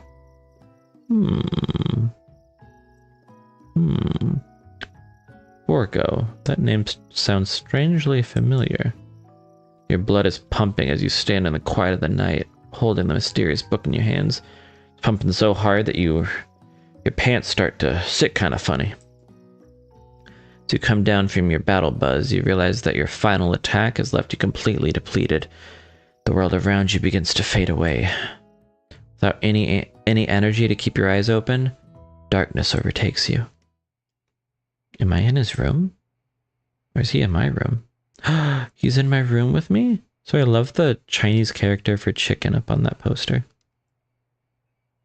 The image of Colonel Sanders flashes before your eyes as you fall asleep. He must have helped you get home. Your tired state, you don't know if you could have made it without him. What a guy. My last words before I drift to sleep is I consent. You want to thank him, but you don't have the strength to utter a single word, so I utter two instead. I consent. Feel your covers being pulled up over you as you're tucked in tightly. That's not the only tight thing in this bed, Mr. Sanders. Good night, my Colonel. In your dream, you're together with Colonel Sanders. For some reason, Sprinkles is also there? Okay, that's not my kink. Constructing your love. Dreams are weird. Zzz. Oh god, I'm going dizzy. Kind of like that though. Wait, will it happen again? Zzz, me sleepy. You awake on day 2 and attempt to process the wild visions you had. Were they memories? Or premonitions? You lie in bed and stare at the ceiling, thinking about the secret you discovered while tasting Colonel Sanders' cooking yesterday. Can't believe he really used. And then there was that secret ingredient that Colonel Sanders went ahead and told you outright. Not much of a secret, huh? It's probably just because he already trusts you so much. Yeah. I'm his man's as much as he's mine. It's a good thing that we all understand that. And respect it. Of course. Of course we respect it. Why wouldn't we? We respect everything about it. We really do. Wink, wonk. You meet up with your bestie in front of the school. Before you can tell her about the encounter with the spork monster, she launches into a story of her own. Okay, I know this might sound a little strange, but I think I might be, pregnant. I think I might like Clank. That's basically the same thing. I knew it. I knew that if I put her and Clank together, they'd hit it off. She's gonna have more luck with Clank than I'm having with Sanders. Like him? Like? I know, it sounds like it's moving too fast, but there's something about him. I like him. Like him. You know what? I'm happy for her. He's freaky and I like that. We got to talking after class, and he's actually a totally sweet guy. Not only that, but he's really smart. He told me all kinds of stories about Colonel Sanders. What? It's like he Colonel Sanders' ex. Did you know that Colonel Sanders was the most popular kid in his high school? Sounds about right. No, but that makes complete sense. Yeah, but he was so popular that he was voted prom king at a school he didn't even go to, and was also the convertible, that he... What? At a school he didn't even go to, and was also the convertible that he himself rode in at the front of the homecoming parade. What? So popular that he was voted prom king at school, didn't even go to, and was also the convertible that he himself... What? He rode the convertible? Or he was the convertible? Thinking maybe something got lost in pressure cooker language translation there. Okay, I'm happy that that's not just me. Either way, maybe it'd be best if you took it slow with this new boy, like I am with Colonel Sanders. I don't know if slow is quite the right way to put that. You and Colonel Sanders, the coolest guy in school, the most famous student to ever attend University of Cooking School Academy for Learning. You're a thing now? Miriam, you need to shut the fuck up. Absolutely shut up. Of course we are. We definitely connected yesterday. Sure you did. You're great. Why wouldn't he be into you, I guess? Are you mocking me? Do you not believe me, Miriam? Laughing at the implication that even Colonel Sanders might be a thing is definitely not cool. You are great. Exactly. You have an idea about how to prove that your love is real. I'm gonna slap his dick and see how he responds. Well, if he's not into me, why did he tell me one of his secret ingredients? However, you don't tell her that you know a second ingredient too, which you discovered on your own. Your bestie's eyes light up. A secret ingredient? Yeah, I just said that. A secret ingredient. Is there a dramatic echo in here? Miriam checks to make sure you're alone before continuing. Okay, yep, we're alone. So, this summer, while I was on vacation with my family, a lovely man approached me in the botanical garden where I was wandering. Sounds like something I'd do. This can't be good. He told me all about his passion for spices. Secret spices. The man even gave me some to show me what he meant. Did she have a moment with my mans? He said it was a powder created from super duper rare dried flower petals, and that if I did him a big favor, I could have some of my own. Damn. Miriam gave this man a wet sloppy in a botanical garden. My kind of binge. Please, Miriam, don't tell me. I filled my suitcase with them and brought them home. Uh-oh. What was the favor, Miriam? Miriam? What was the favor? He was so nice, he even met me at the gate when I arrived. Later, when I cooked with him, a very strange feeling came over me. The flavor was unlike anything I'd ever tasted. I think you're being very liberal with the meaning of spices here. You know, flower petals? Whatever.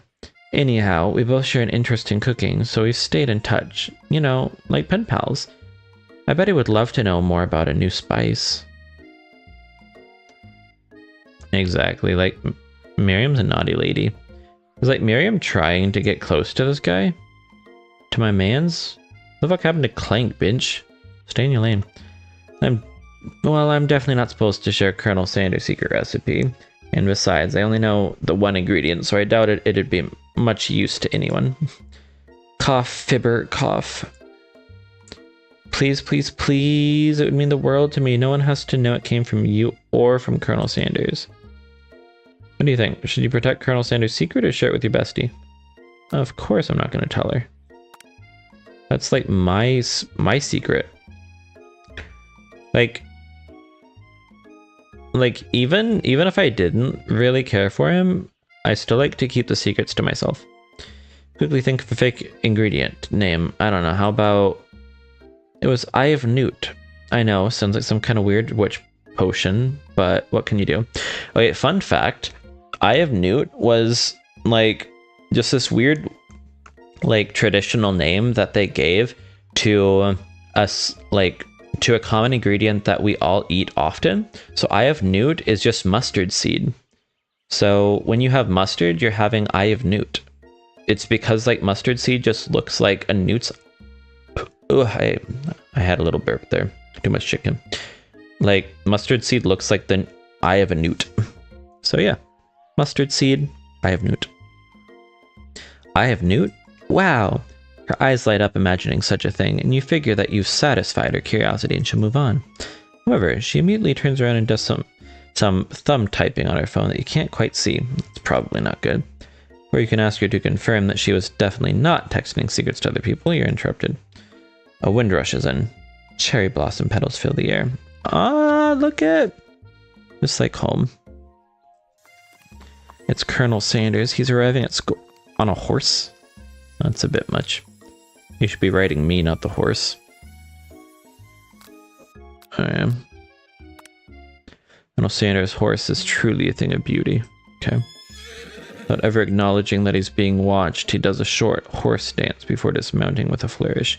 He then slaps the beautiful creature gently on the ass, and I swoon, imagining it was my ass he slapped instead, sending it running free into the countryside. You are so struck by the sight of him that you lose your virginity, lose the ability, sorry, read that wrong, to speak coherently. Yeah, that's why I said that. Oh, I didn't realize anyone was watching. Don't worry. He knows his way home. We're just gonna do one of these measures. There we go. Okay. Perfect. Nightbot hates my guts. But we tried anyway. You attempt to compliment Colonel Sanders, but the words don't come out exactly right. What a horseful beaut you have. I mean, what a horseful beaut you have. Dang it. That's what I just said. Being a good friend, Miriam attempts to cover for you. Oh, Critter just gets really nervous around people they're like, thanks, Binge. What? That is not helping. I mean, they got food poisoning and were up all night. It was gruesome. You should have seen it. He gives you a wink and a smile as if to say, situation handled. Can't blame a girl for trying. That's fair. And with that, Colonel Sanders disappears into the school, leaving you and Miriam to follow. Okay. Jared from Subway staring at us. When you enter the classroom, you can see your two rivals, Ashley and Von Von, are doing something bad. By the way they're hiding, you know it must be really bad. Like, counterfeiting recipes bad, experimenting with restricted ingredients bad, summoning a demon bad? I like the, like parallels between I Love You, Colonel Sanders and Phasmophobia. Like, that either way we're summoning a demon. Kind of love that. You try and get a peek over Von Von's hulking shoulder. It's fair. But he sees you coming. Whoa there, little one. What if we read his lines like Johnny Bravo? Whoa there, little one. I'm not sure you're ready to handle this. He's like, whoa, mama. Tell him to stop acting immature. You're not interested in them. But really try to take a closer look. Yeah, that's fair. Oh god. She sees me peeking. Oh god. She gonna slap me on the tip. You sit near the rivals, but leave your back turned to them. You even hear Van mutter something that sounds a bit like a magic spell. Do they also have like a spell book? However, he notices you eavesdropping. You try to cover your tracks and improvise an excuse. It's time for class and you're distracting the rest of us who want to learn. Nice save. Now you've upset them. Okay. Oh, and you're the Emperor of Cooking, are you? You make the rules? I'm not sure you'd know a good meal if it ate you. That's probably one of his better burns. Being the best chef in the world takes more than just culinary skills. It takes creativity. It takes panache. And it doesn't hurt to use a little evil. You finally get a look at what it was they were hiding, and you instantly recognize it. It's a book just like the one you found after your encounter with the spork monster. Yeah, that's fair.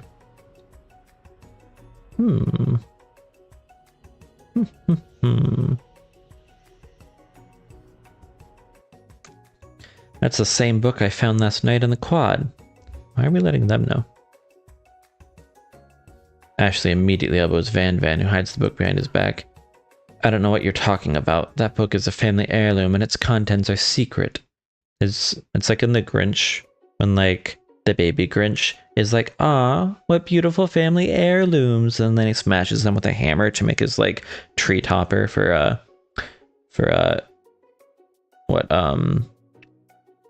Betty Lou Who? No, Betty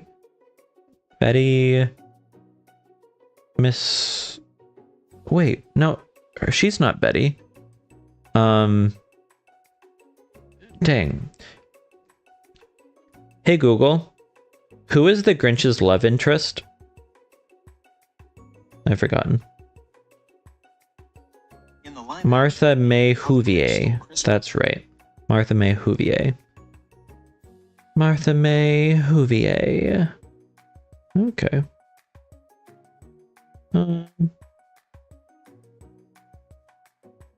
Okay. Martha May Whovier.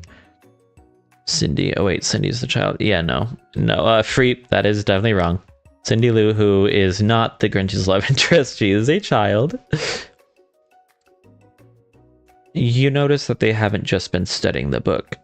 They've got Pop pinned to the wall, and they're tossing potato skins at him as he tries to catch them in his mouth. The way he's probably having the time of his life, though. We're playing, he. See, exactly, he has no idea. It's basically harmless fun.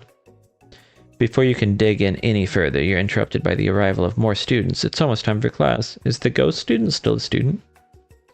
Beep, beep. Oh, it's Miriam's boy. Clank must be running late. He's in such a hurry that he rolls right over Van Van's meaty foot. Hey, watch it, you bucket of bolts. You watch how you talk to him. He didn't do anything. Okay, well, we didn't have to butt in there. Like, to be fair, Clank did, like, run over his foot. Bzzz, twomp. Who do you think you're talking to? I've never heard such language, not even from a stand mixer. Oh, that's what he is. He's pissed. He's like gonna kill them. Womp womp. No, your mother was a stand mixer. Okay, well, to be fair, his mother was a stand mixer. Uh-oh. He's losing it. Van Van jumps to attack Clank, but Clank shocks Van Van, sending him flying across the room. Fist. Ooh, mommy. That's mommy for real. Look at her. Damn.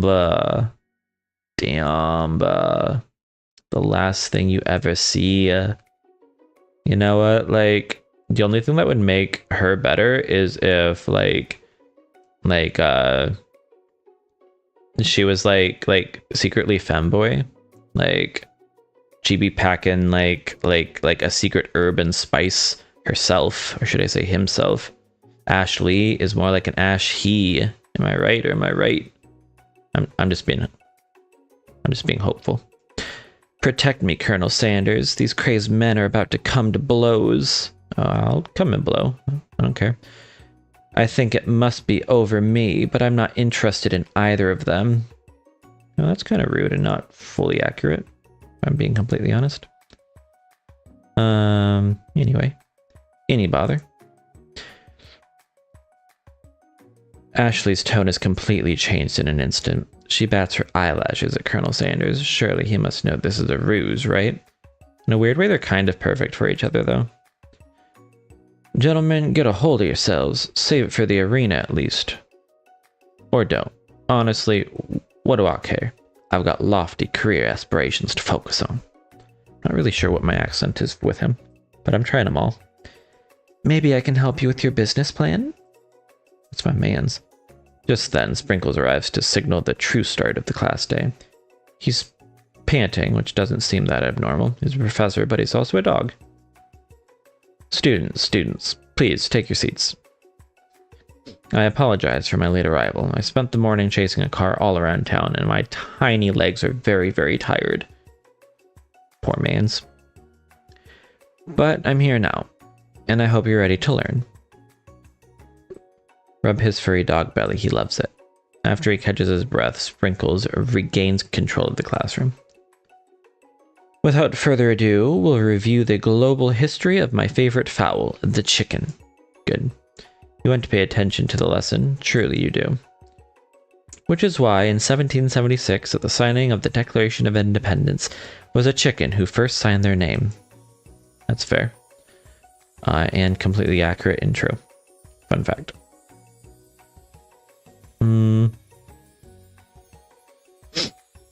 But you can't help but daydream about Colonel Sanders, and you miss most of the important parts. When you come to, Sprinkles is holding a tray of food in front of you. Well, Critter? The Critter fritters, if you know what I mean? Naturally, this appears to you to be a sample platter. Which item do you want to sample? A dog biscuit. Because of the shape it's baked in, you assume the dog biscuit is a treat made by Sprinkles, an example of his own culinary talents, perhaps.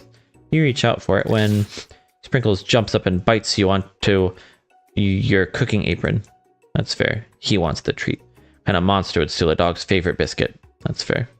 Apron is left in tatters. I look like a nasty binge. Entire class looks in horror as you fall unconscious from the embarrassment.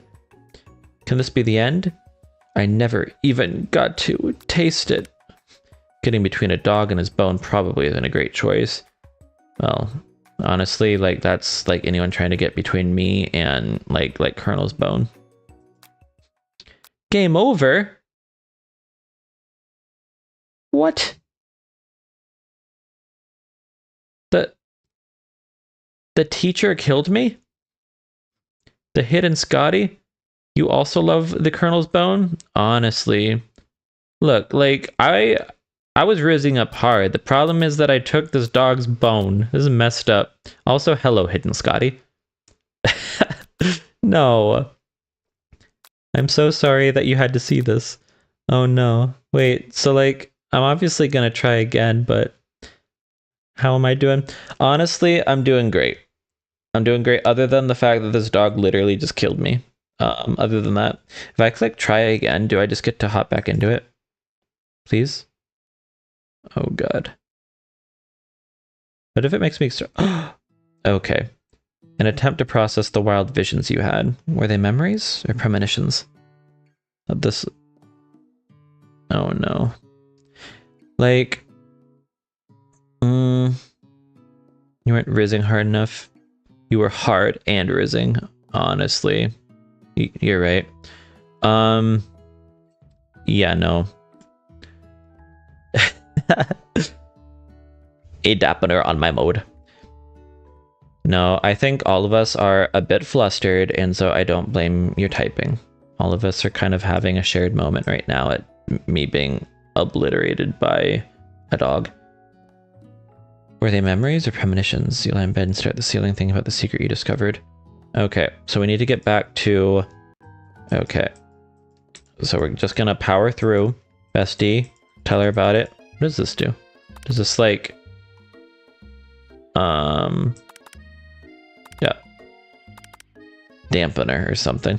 I think that that's right this time. Dampener for real. It was so popular. Oh. Okay, so we're just gonna do this until we get back into the classroom. We're doing this, and then this time I just won't make a fake ingredient. I have Newt. Did the Colonel come to you in your dreams? Yeah, the Colonel came on me in my dreams. Wait, I mean, into me. I mean, onto me. Yeah, the Colonel came to me. I have Newt. Scotty, were you here when, yeah. Were you here when, I pointed out that I have Newt is actually just like the traditional, like old wives' way of saying mustard seed? It's a fun fact. So when we're eating mustard, we're eating I have Newt. Bring me back to the class. Stand back and admire him. Yeah. We getting into that classroom. Yeah. They fighting. Are mustard seeds... Wait. Are mustard seeds just for... Well, I mean, like mustard seeds don't exist so we can have mustard. Well, actually, that's not completely fair. I mean, you can put mustard, so I like mustard is mustard seeds. So yeah, like pulverized ground up mustard seeds is what mustard is made out of. But yeah, I like to use like old grain mustard to make honey mustard chicken breast. So I mix up honey and mustard seed, and then I slather it all over onto the chicken, and then I do very heinous and unthinkable things. And I cook the chicken in the microwave. Fun fact. Also another fun fact, I have been calling it a microwave, like Michael and wave, like wave hi to Michael wave, for years, because one time on Facebook Marketplace, I saw somebody selling a microwave, but they called it a microwave. And I'm like, does this person on Facebook Marketplace just not know that it's microwave? Are they doing this on purpose? Do they really think it's called a microwave? I hope so. Okay. Any bother. An egg corn. Very nice egg corn. An egg corn. You're joking about the microwave chicken, right? No. Okay, like microwaving chicken is such an easy, fast way to make it. Like, I will be honest, I will normally like fry it on either side like after I bring it back out. But I mean, like, it cooks fine, and chicken in Japan is safe. So I mean, like, I don't really have to worry about salmonella. I think, is like Japan a salmonella free country? I think we are. Anyway, you can't be disappointed. No, like, we can't all be chef's freep. I'm sorry. Eggcorn linguistic term, basically where you say a word that sounds similar to the word you are trying to say and sort of means a similar thing, like old timers disease for Alzheimer's disease. I like that. Although I'm gonna be honest, I don't know that microwave means a similar thing to microwave or dog eat dog world instead of dog eat dog world. What? It's not doggy dog world? Oh no. Could have sworn it was a doggy dog world. No. Please tell me it's really doggy dog world. It's a doggy dog world for real. Oh no. Okay. We just need to get back to where I can choose to not choose the... Oh, it's mommy again. Ooh, it's mommy. I stopped at the perfect time. That's mommy. Okay, come on. Just then Sprinkles. Yeah. Okay, Sprinkles is back. And then a thing. Maybe it's not a perfect eggcorn, but you know, you could think it's named after a guy called Michael. Yeah, and I mean, like the wave you do with your hand is like a wave, like in physics, you know. So I mean, the wave that you're doing with your arm it's moving in a wave form, just like microwaves are small waves of energy. So I mean, guess either way, we could talk ourselves into believing anything, though, couldn't we? Isn't fully unbelievable, you know? Exactly. It's pretty believable. Why, in 1776, at the signing of the Declaration of Independence, it was a chicken who first signed their name. You heard it here first. Thomas Jefferson was a chicken. That's why his name was so big, is because chickens are notoriously bad at signing their signature small. They have really bad eyesight, so they have to sign it really big so they can read it. But probably leans more toward malapropism. Define malapropism. What is that one? And you come to, Sprinkles is holding a tray of food in front of you. Okay, so we know that it's not the doggy biscuit. We'll go a shimmering pepper. A brightly colored pepper stands out from the other items. It sparkles in a most eye-catching way, so naturally you reach out, grab it, and eat it right away. Okay. Ooh, Nightbot sending out our reminder that if you're enjoying the chaos, don't forget to follow and join the burrow. The Discord chat is also in the what's the word? The homepage, whatever the homepage is called. So if you feel like joining the burrow, we'd love to have you. There's ridiculous characters in there who chat away like crazy. So, however, your body's not prepared for the heat. Oof, we not prepared for real. The peppers triggered an intense spice hallucination. Love when that happens. Feels like forever as you trip through the universe. Malapropism is just fully saying the wrong word that means nothing close to the same thing but sounds the same. Like, she looms like an allegory on the Nile is meant to be it's meant to be an alligator, but you know, very wrong. Okay. She looms like an alligator on the Nile. Like an allegory on the Nile. I like that one. Poetic. Malapropism. I just found out yesterday that apparently like a palindrome, like race car reads the same front and back. There's also like let's see, palindrome is a emulfidip or something like that. Like whatever palindrome is backwards is a thing that like, what am I trying to say? Oh, it's like a thing that like when read forward or backwards are two different words. Yeah, a semordolap, or palindrome, immortalap. Yep, stressed and desserts. Yep. Yes, stressed and desert. No, you're right to say desserts. Because it's stressed in desserts. Yeah. The peppers triggered an intense spice hallucination. My friend. Ooh. You're not my friend. You're a shade from Phasmophobia. No, it's Semidorlap. It's palindromes. Backwards, not palindrome. What? Backwards, not palindrome? No,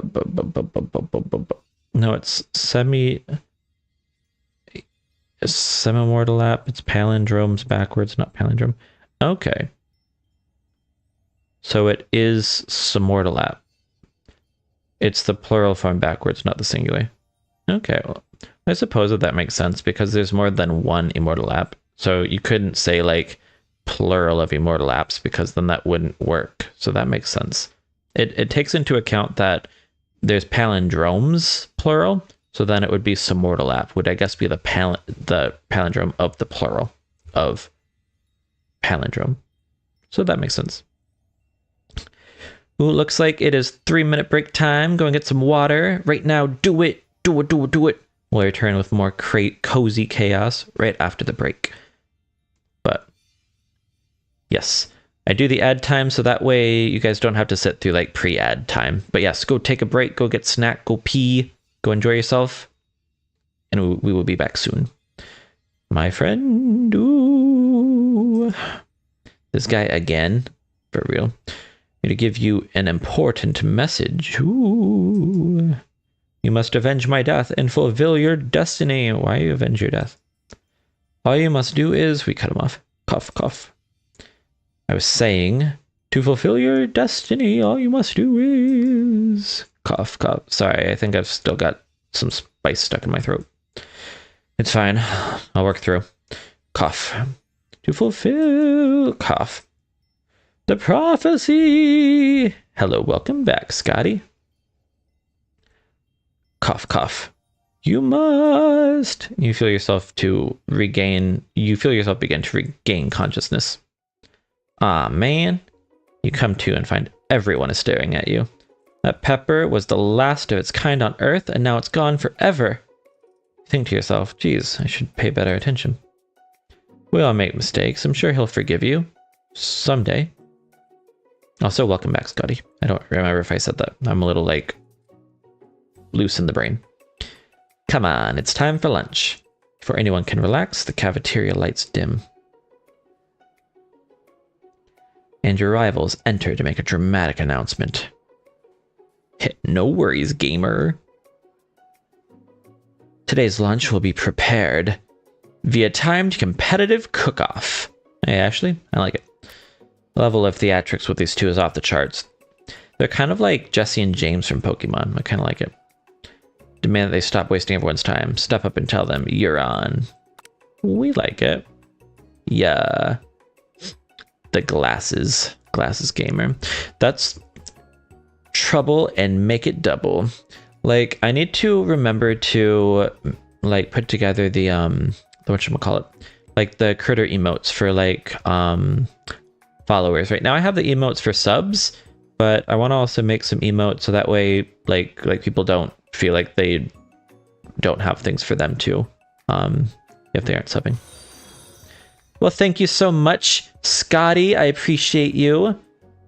Appreciate the follow. Welcome to the burrow. We're all critters in here.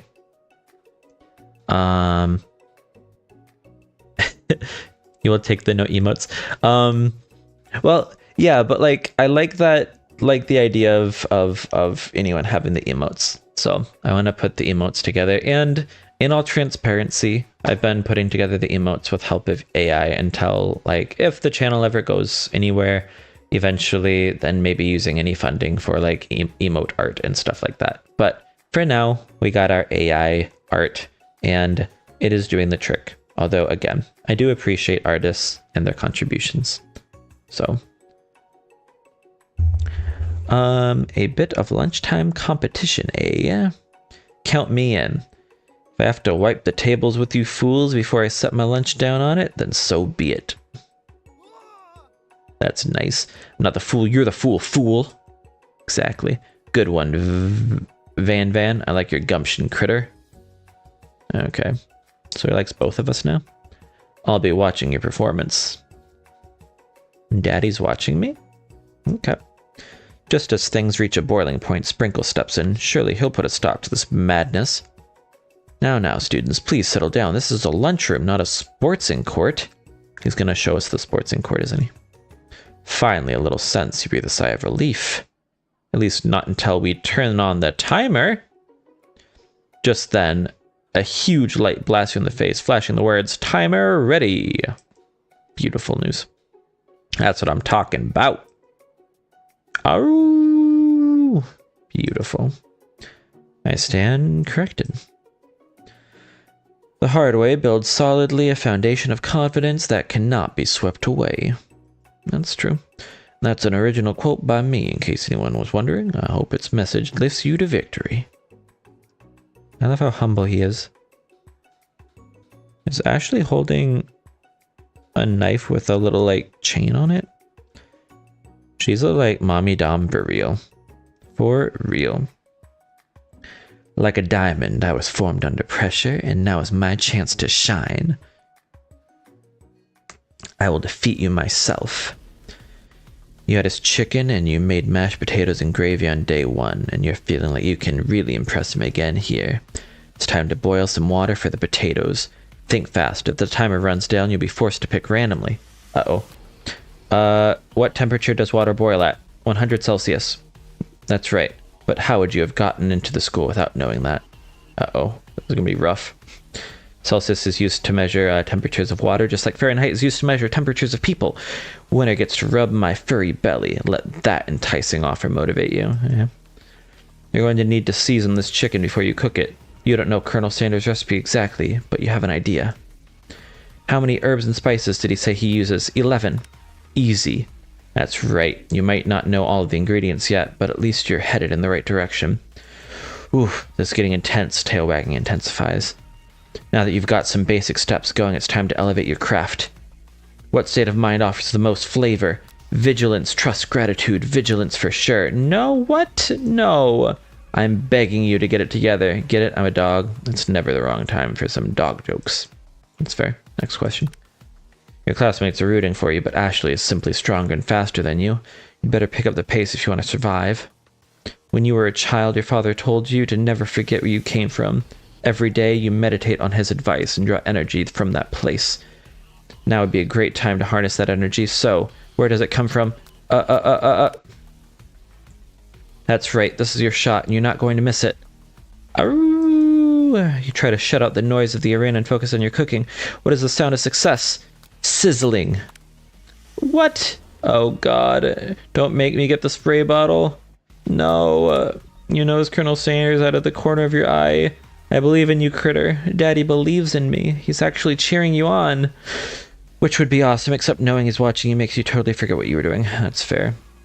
That's fair. Look at him. His fucking Dorito-ass torso. Love him. Now you can think about it as Colonel Sanders. Exactly. Oh my god.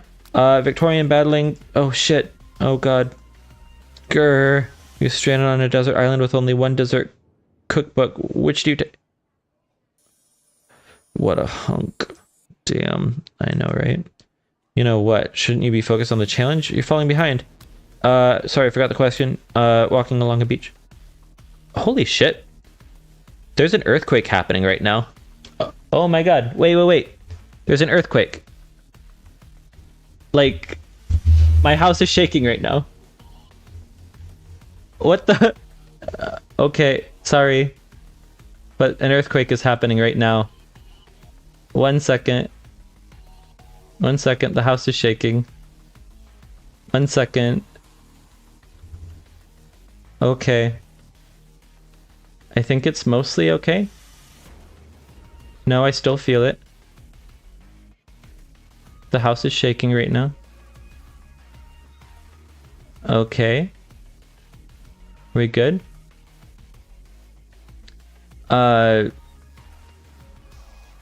Okay, have a good night, Chanel. Yeah, no, like literally there's an earthquake right now. Okay. Earthquakes are spooky. Oof. Oof. Wasn't sure if it was like my heart pumping because I was getting into that, or if it was like earthquake. But oh my god. That was like earthquake. Now time to do the mandatory like messaging everybody and being like earthquake.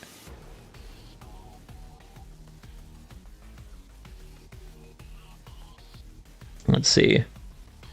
Earthquake. Wowzers. Okay. That was interesting. Okay. I like, oof, spooked me a bit. The area that I like live in, we're always kind of worried about like a massive earthquake that's supposed to like hit really any time, any year, any day. It's been over like the period that it normally takes for it to go off. So no, slightly spooked by that little earthquake there. Ooh, but I think we're good. I think we'll do okay. Oof. I think, yes. What does that have to do with crafting spectacular fried chicken and delicate baked biscuits? Woof woof. You're really struggling to keep up. At the next station over, Ashley has already begun plating elements of her dish. It's colorful and complex. To make up time, you toss your biscuit dough into a stand mixer. As you do, the crowd gasps. Yikes. Zbzzt. I know you love nothing more than seeing a fellow appliance utilized in a kitchen battle, but sometimes that means sacrificing the personal touch. Or you might not have any hands, but Critter does, and a good chef needs to be touching the dough to know when it's properly mixed. Are you making Stand Mixer feel bad about himself? There's an easy way and a hard way. You don't get far by going the easy way. When you hear everyone talking, you realize how serious your error was. You immediately shove your hand into the mixer to rescue your dough before it's overmixed. The Colonel Sanders dating sim. Hi-oh, you just missed it. I just like went through an earthquake. There was just like an earthquake that happened and my whole house was shaking. Like wasn't expecting that. Well, obviously that's the whole thing with earthquakes is you don't expect it. But yeah, no, that was interesting. It spooked me for real. Okay. Yeah, no. The like area of Japan that I'm in is like it's not like super seismic as far as like activity, but like there's definitely like earthquakes that happen. I still feel like there's some slight like jitters, like maybe some of the like aftershock happening every so often.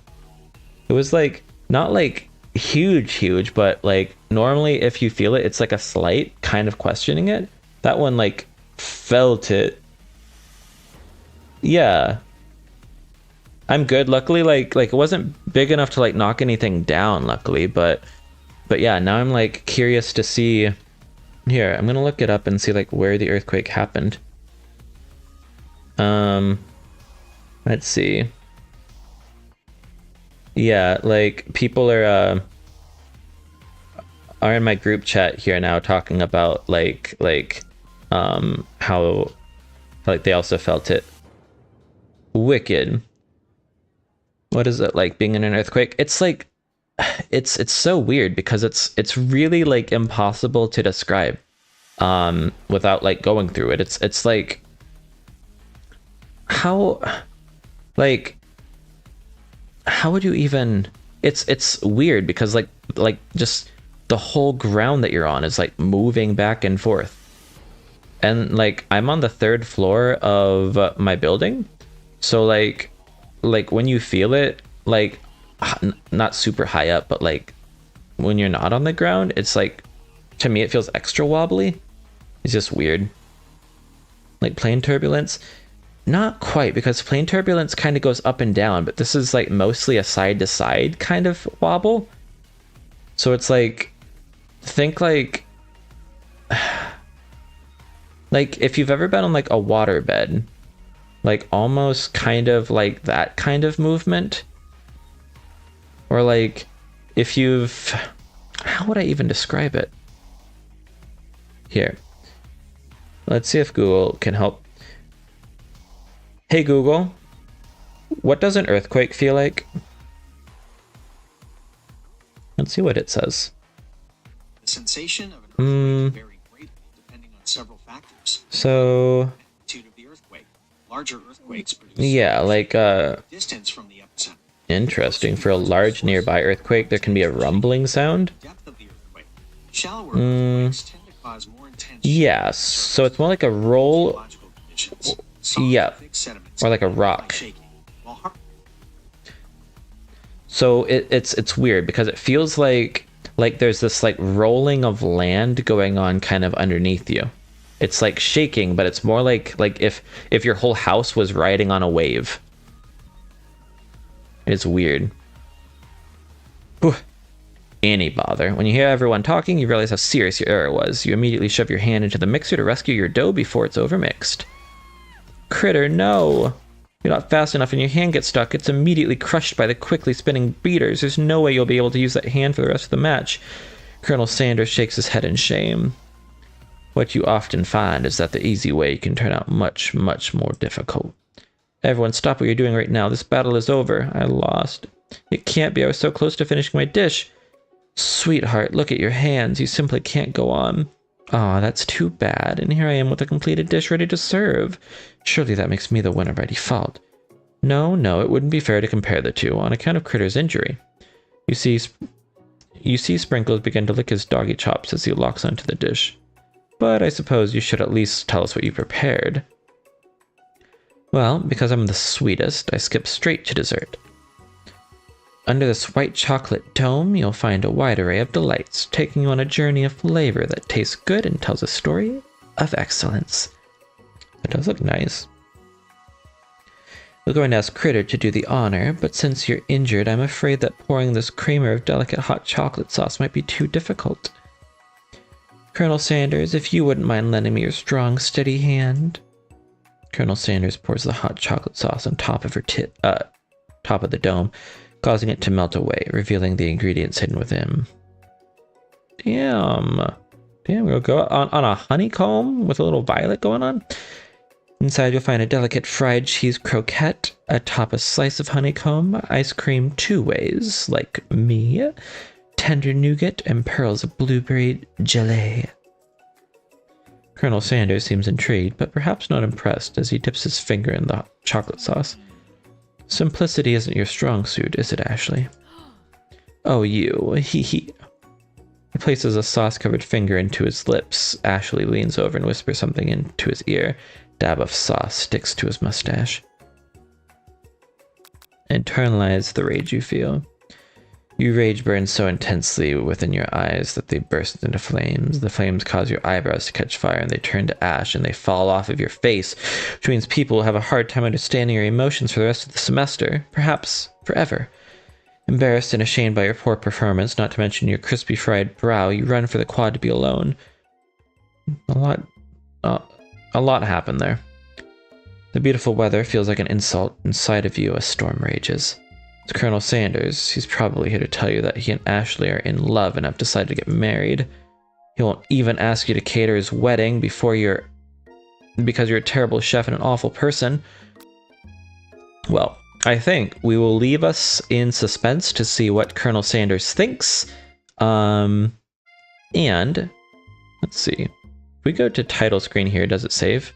We will save his response for tomorrow. I think I'll continue this tomorrow and maybe even finish it tomorrow. As I am going to sign off, I think, for the day. But I do love this music in this title sequence. But yes, thank you so much for joining today. Yeah, no, I've had such mixed feelings. Expected an analogy of your eyebrows falling off, not them exactly, right? Like that was a bit much. Like the rage was supposed to be internalized, but the fact that like I guess my eyes literally caught on fire. Like I do have these nice like pretty red eyes, but like they weren't supposed to be real fire. But I don't know. This music is like, I love it. It's like relaxing but intense and like really the perfect song for the weird emotions that I've been feeling. because I think I do like him, and I like that they didn't make him into like this perfect being, Colonel Sanders, or as I like to call him, Daddy Sanders. But also, I don't know, like I don't like his attitude of like, oh, I'm all that. But I do like that he's consistently true to himself. Like he doesn't try to be liked. And so I don't know. I don't know. It's confusing. But I think that that's what makes for good storytelling. Like the character's not supposed to be perfect. So, but yeah, I should be back on tomorrow. I think probably a bit later. So if anything, probably would be around 5:30 or 6 o'clock my time. Again, whatever time zone Japan is in. Because yeah, normally on Wednesdays I'm in work for a bit longer. But once I get home and get showered and get ready and all of that, then I should be able to hop on and we will finish the Colonel's adventure. I think tomorrow I might also get myself a little something to drink, because I think I'm going to need it for however this ends. So, but yes, have fun. Wait. I always forget that, like, technically what I should do to be like cool is I should like do a like end of thing raid. So if you will bear with me, let's see if there's anyone else that I can raid and send people that way. Is there anyone else playing this game? Let's see. Colonel Sanders. Let's see, is anyone playing this? Lady Night, please don't microwave any more chicken for me. I make no promises.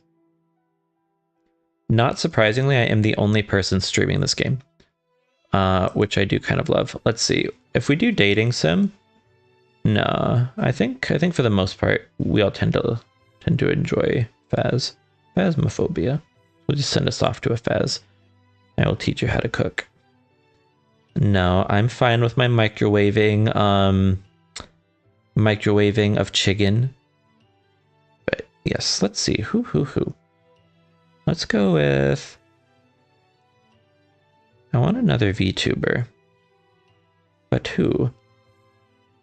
If we go with Dark Kiss, Neko English Neurodivergent, there aren't too many VTubers on Faz right now. So I guess we'll go with... The only one that I can spell is this one here. Let's go... Raid Dark Kiss Q 121.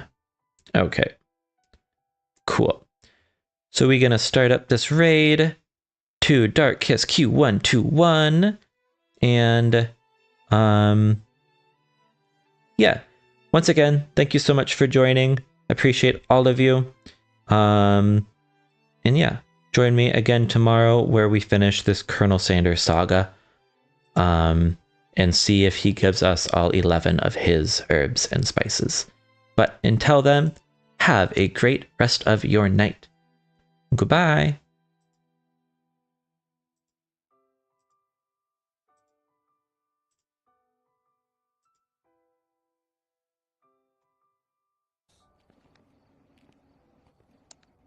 I guess that confirms that one ghost can sometimes crawl backwards and occasionally walk straight up, even though they're the same ghost. That means, wait, hold on. What was the information we had? Oh, we crossed off, Yeah, we crossed off the spirit orbs. No, but it wasn't ghost orbs for poltergeist, it's ghost riding ultraviolet spirit box. Installing game. Yeah, we were one room off. Well, technically 2 rooms off. Yeah. There was, which one was it? Was it to the left or to the right? Because it was if we went forward, further down the hall, one more door, that's where the ghost kept coming out of. It was either that room or the room after that. It kept on alternating between those 2 rooms. Damn, that's rough. What? Yeah, Faz? Oh. I'm currently playing with another streamer at the moment, Scooty. I kind of invaded them. I'm gonna be honest. Oh, shit. I know, I love it, you know, to hang out. But it is getting late for me, guys, so if you guys are down for one more, I'd love to. Yeah. But after one more, I think that's gonna be GG's for me. No worries. Thanks for letting me know. Spooky, if you want to be patient and just hold on for one more round, we can grab you up next one.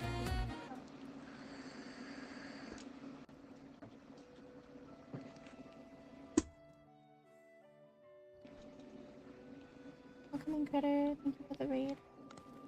Okie dokie, we should be good to go when you Hopefully we guys get a house that's not the fucking insane asylum. I hope not. are. It's gonna be the freaking camp, Please bro. don't. Actually, Don't get Camp stung? Woodwind is really Yeah. good because you can cheat it by standing in the tents. I've never had a successful. I've had May one peace and successful Katie. camp search. Okay. Yeah.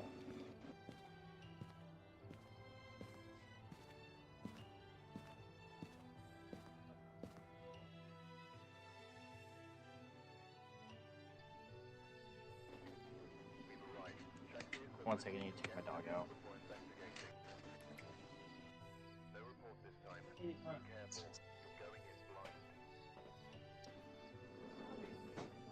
Okay, no reports going in blind. The incense, firelight, and parabolic light. Light. Parabolic light. Incense. Glass. And.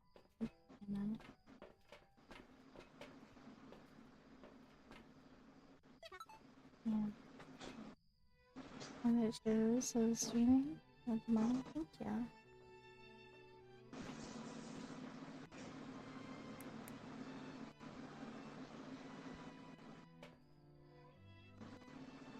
Good. Wait, I think. Oh my god, you're playing Carl's Tucker. Oh my. Oh no, Lot's already inside. Yeah, no, let's get to just AFK. Just taking the pupper out real quick.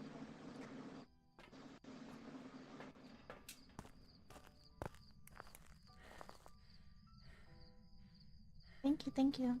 It's a brand new model, to be fair. And I was able to customize her the way I want. So thank you. I think Lot got the glitch again where he can't hear us or talk. Oh? Okay, I got a confirmation that Lot's audio glitched again. Okay. Vlad's audio glitched again. Have we gotten any evidence? Nothing.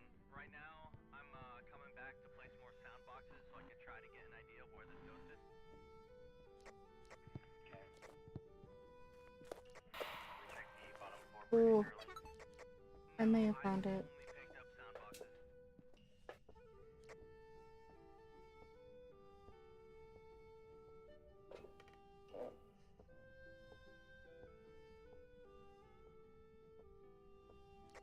I'm pretty sure this is the room. Went from 14 degrees Celsius to 7 degrees Celsius. Okay, I'll bring motion detector. Someone else is carrying 2 motion detectors right now. No, I have EMF.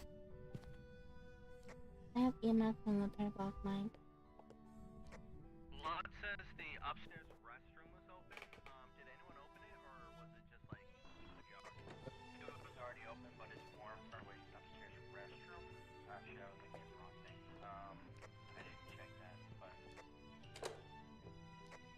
go see.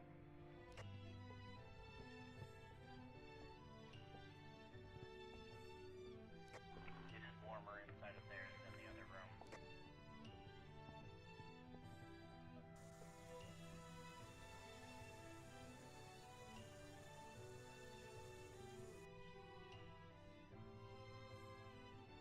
Maybe the same thing. FA and Discord chat. Is it? Yeah, it's a common bug with class now. I'm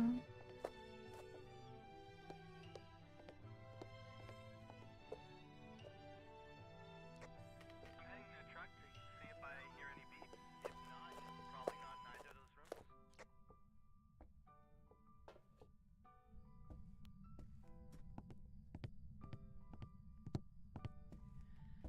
Is it up there?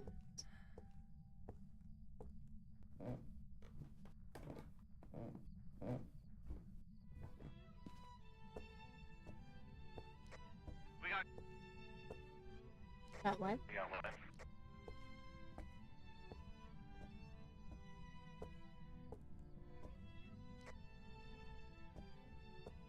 We got what?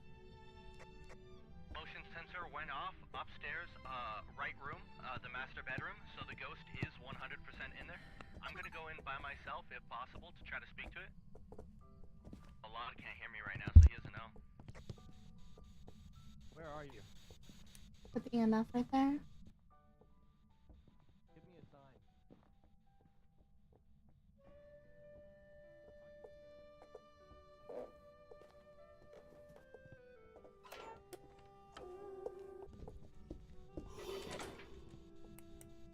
It wasn't a hunt. It wasn't a hunt, but I would have been dead. Are you here? I'm in the house. Do I get Where are the you? monkey color tarot cards? Yeah. Are I you think here? then. Kind of 19 hours also. You wanna call? Tarot talk? Oh. I'm drinking so much. It's gonna make you make bad decisions and you're not gonna know what's up.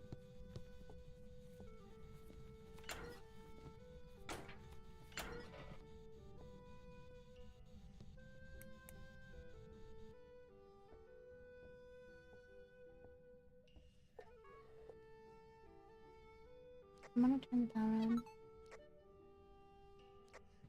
We got a ghost riding. I think we got an EMF 5, but I couldn't tell. I wasn't quick enough.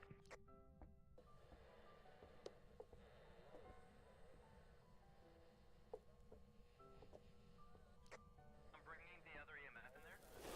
Our sanity It just is burned across. below. Yeah, everyone's sanity is below 50%. I'd recommend everyone coming back and grabbing some pills.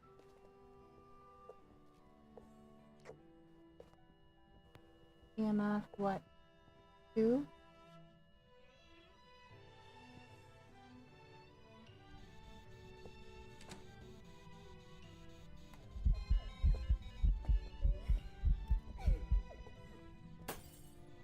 Bitch.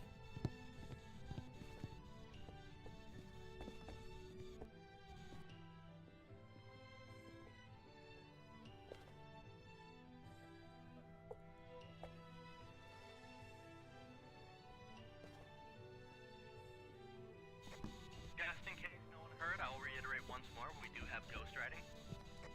Okay. Thank you.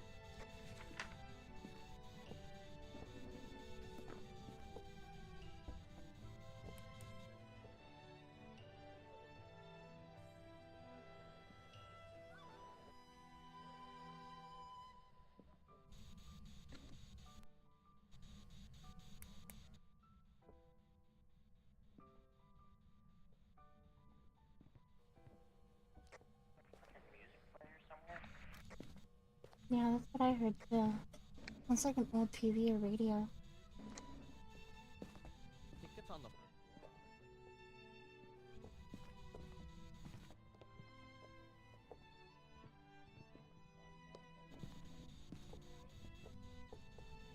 We got 5-finger handprint on the window. Does Oh, anyone have a UV. camera?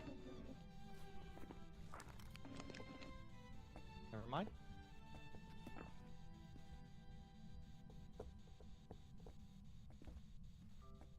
Did it throw the books? I don't think anybody took.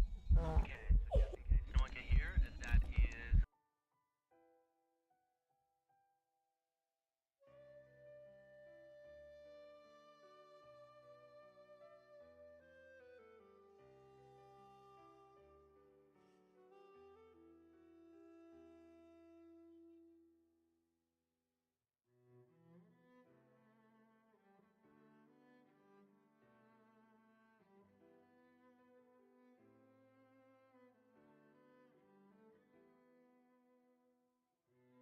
SMBC 三井住友銀行カードローンはカードレスかカード発行か選べちゃいますよ。どう選ぶのがいいの？お急ぎ気味のあなた、カードレスならカード発行を待たずに OK。 スピーディー。他の銀行へのご入金もカードレスでスマホから。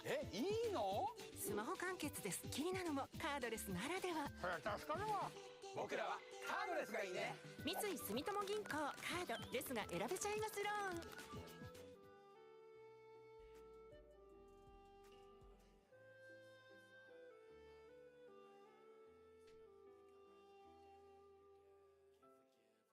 I give great advices.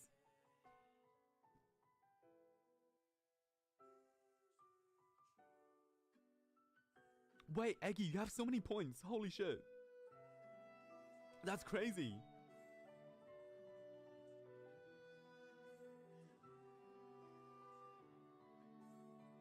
Imagine subbing to this dude. Could not be me.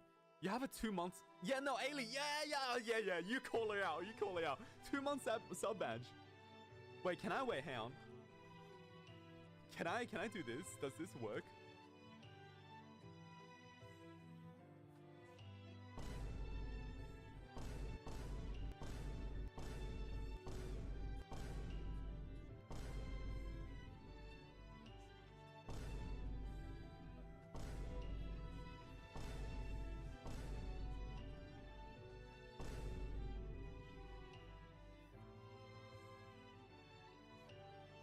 I don't know, man. Yo, Mega Man, hello, welcome in. How you doing? So when the bar closes, you know what, Quicks? I'm gonna throw you a freebie on that. I'm gonna queue up dancing with somebody.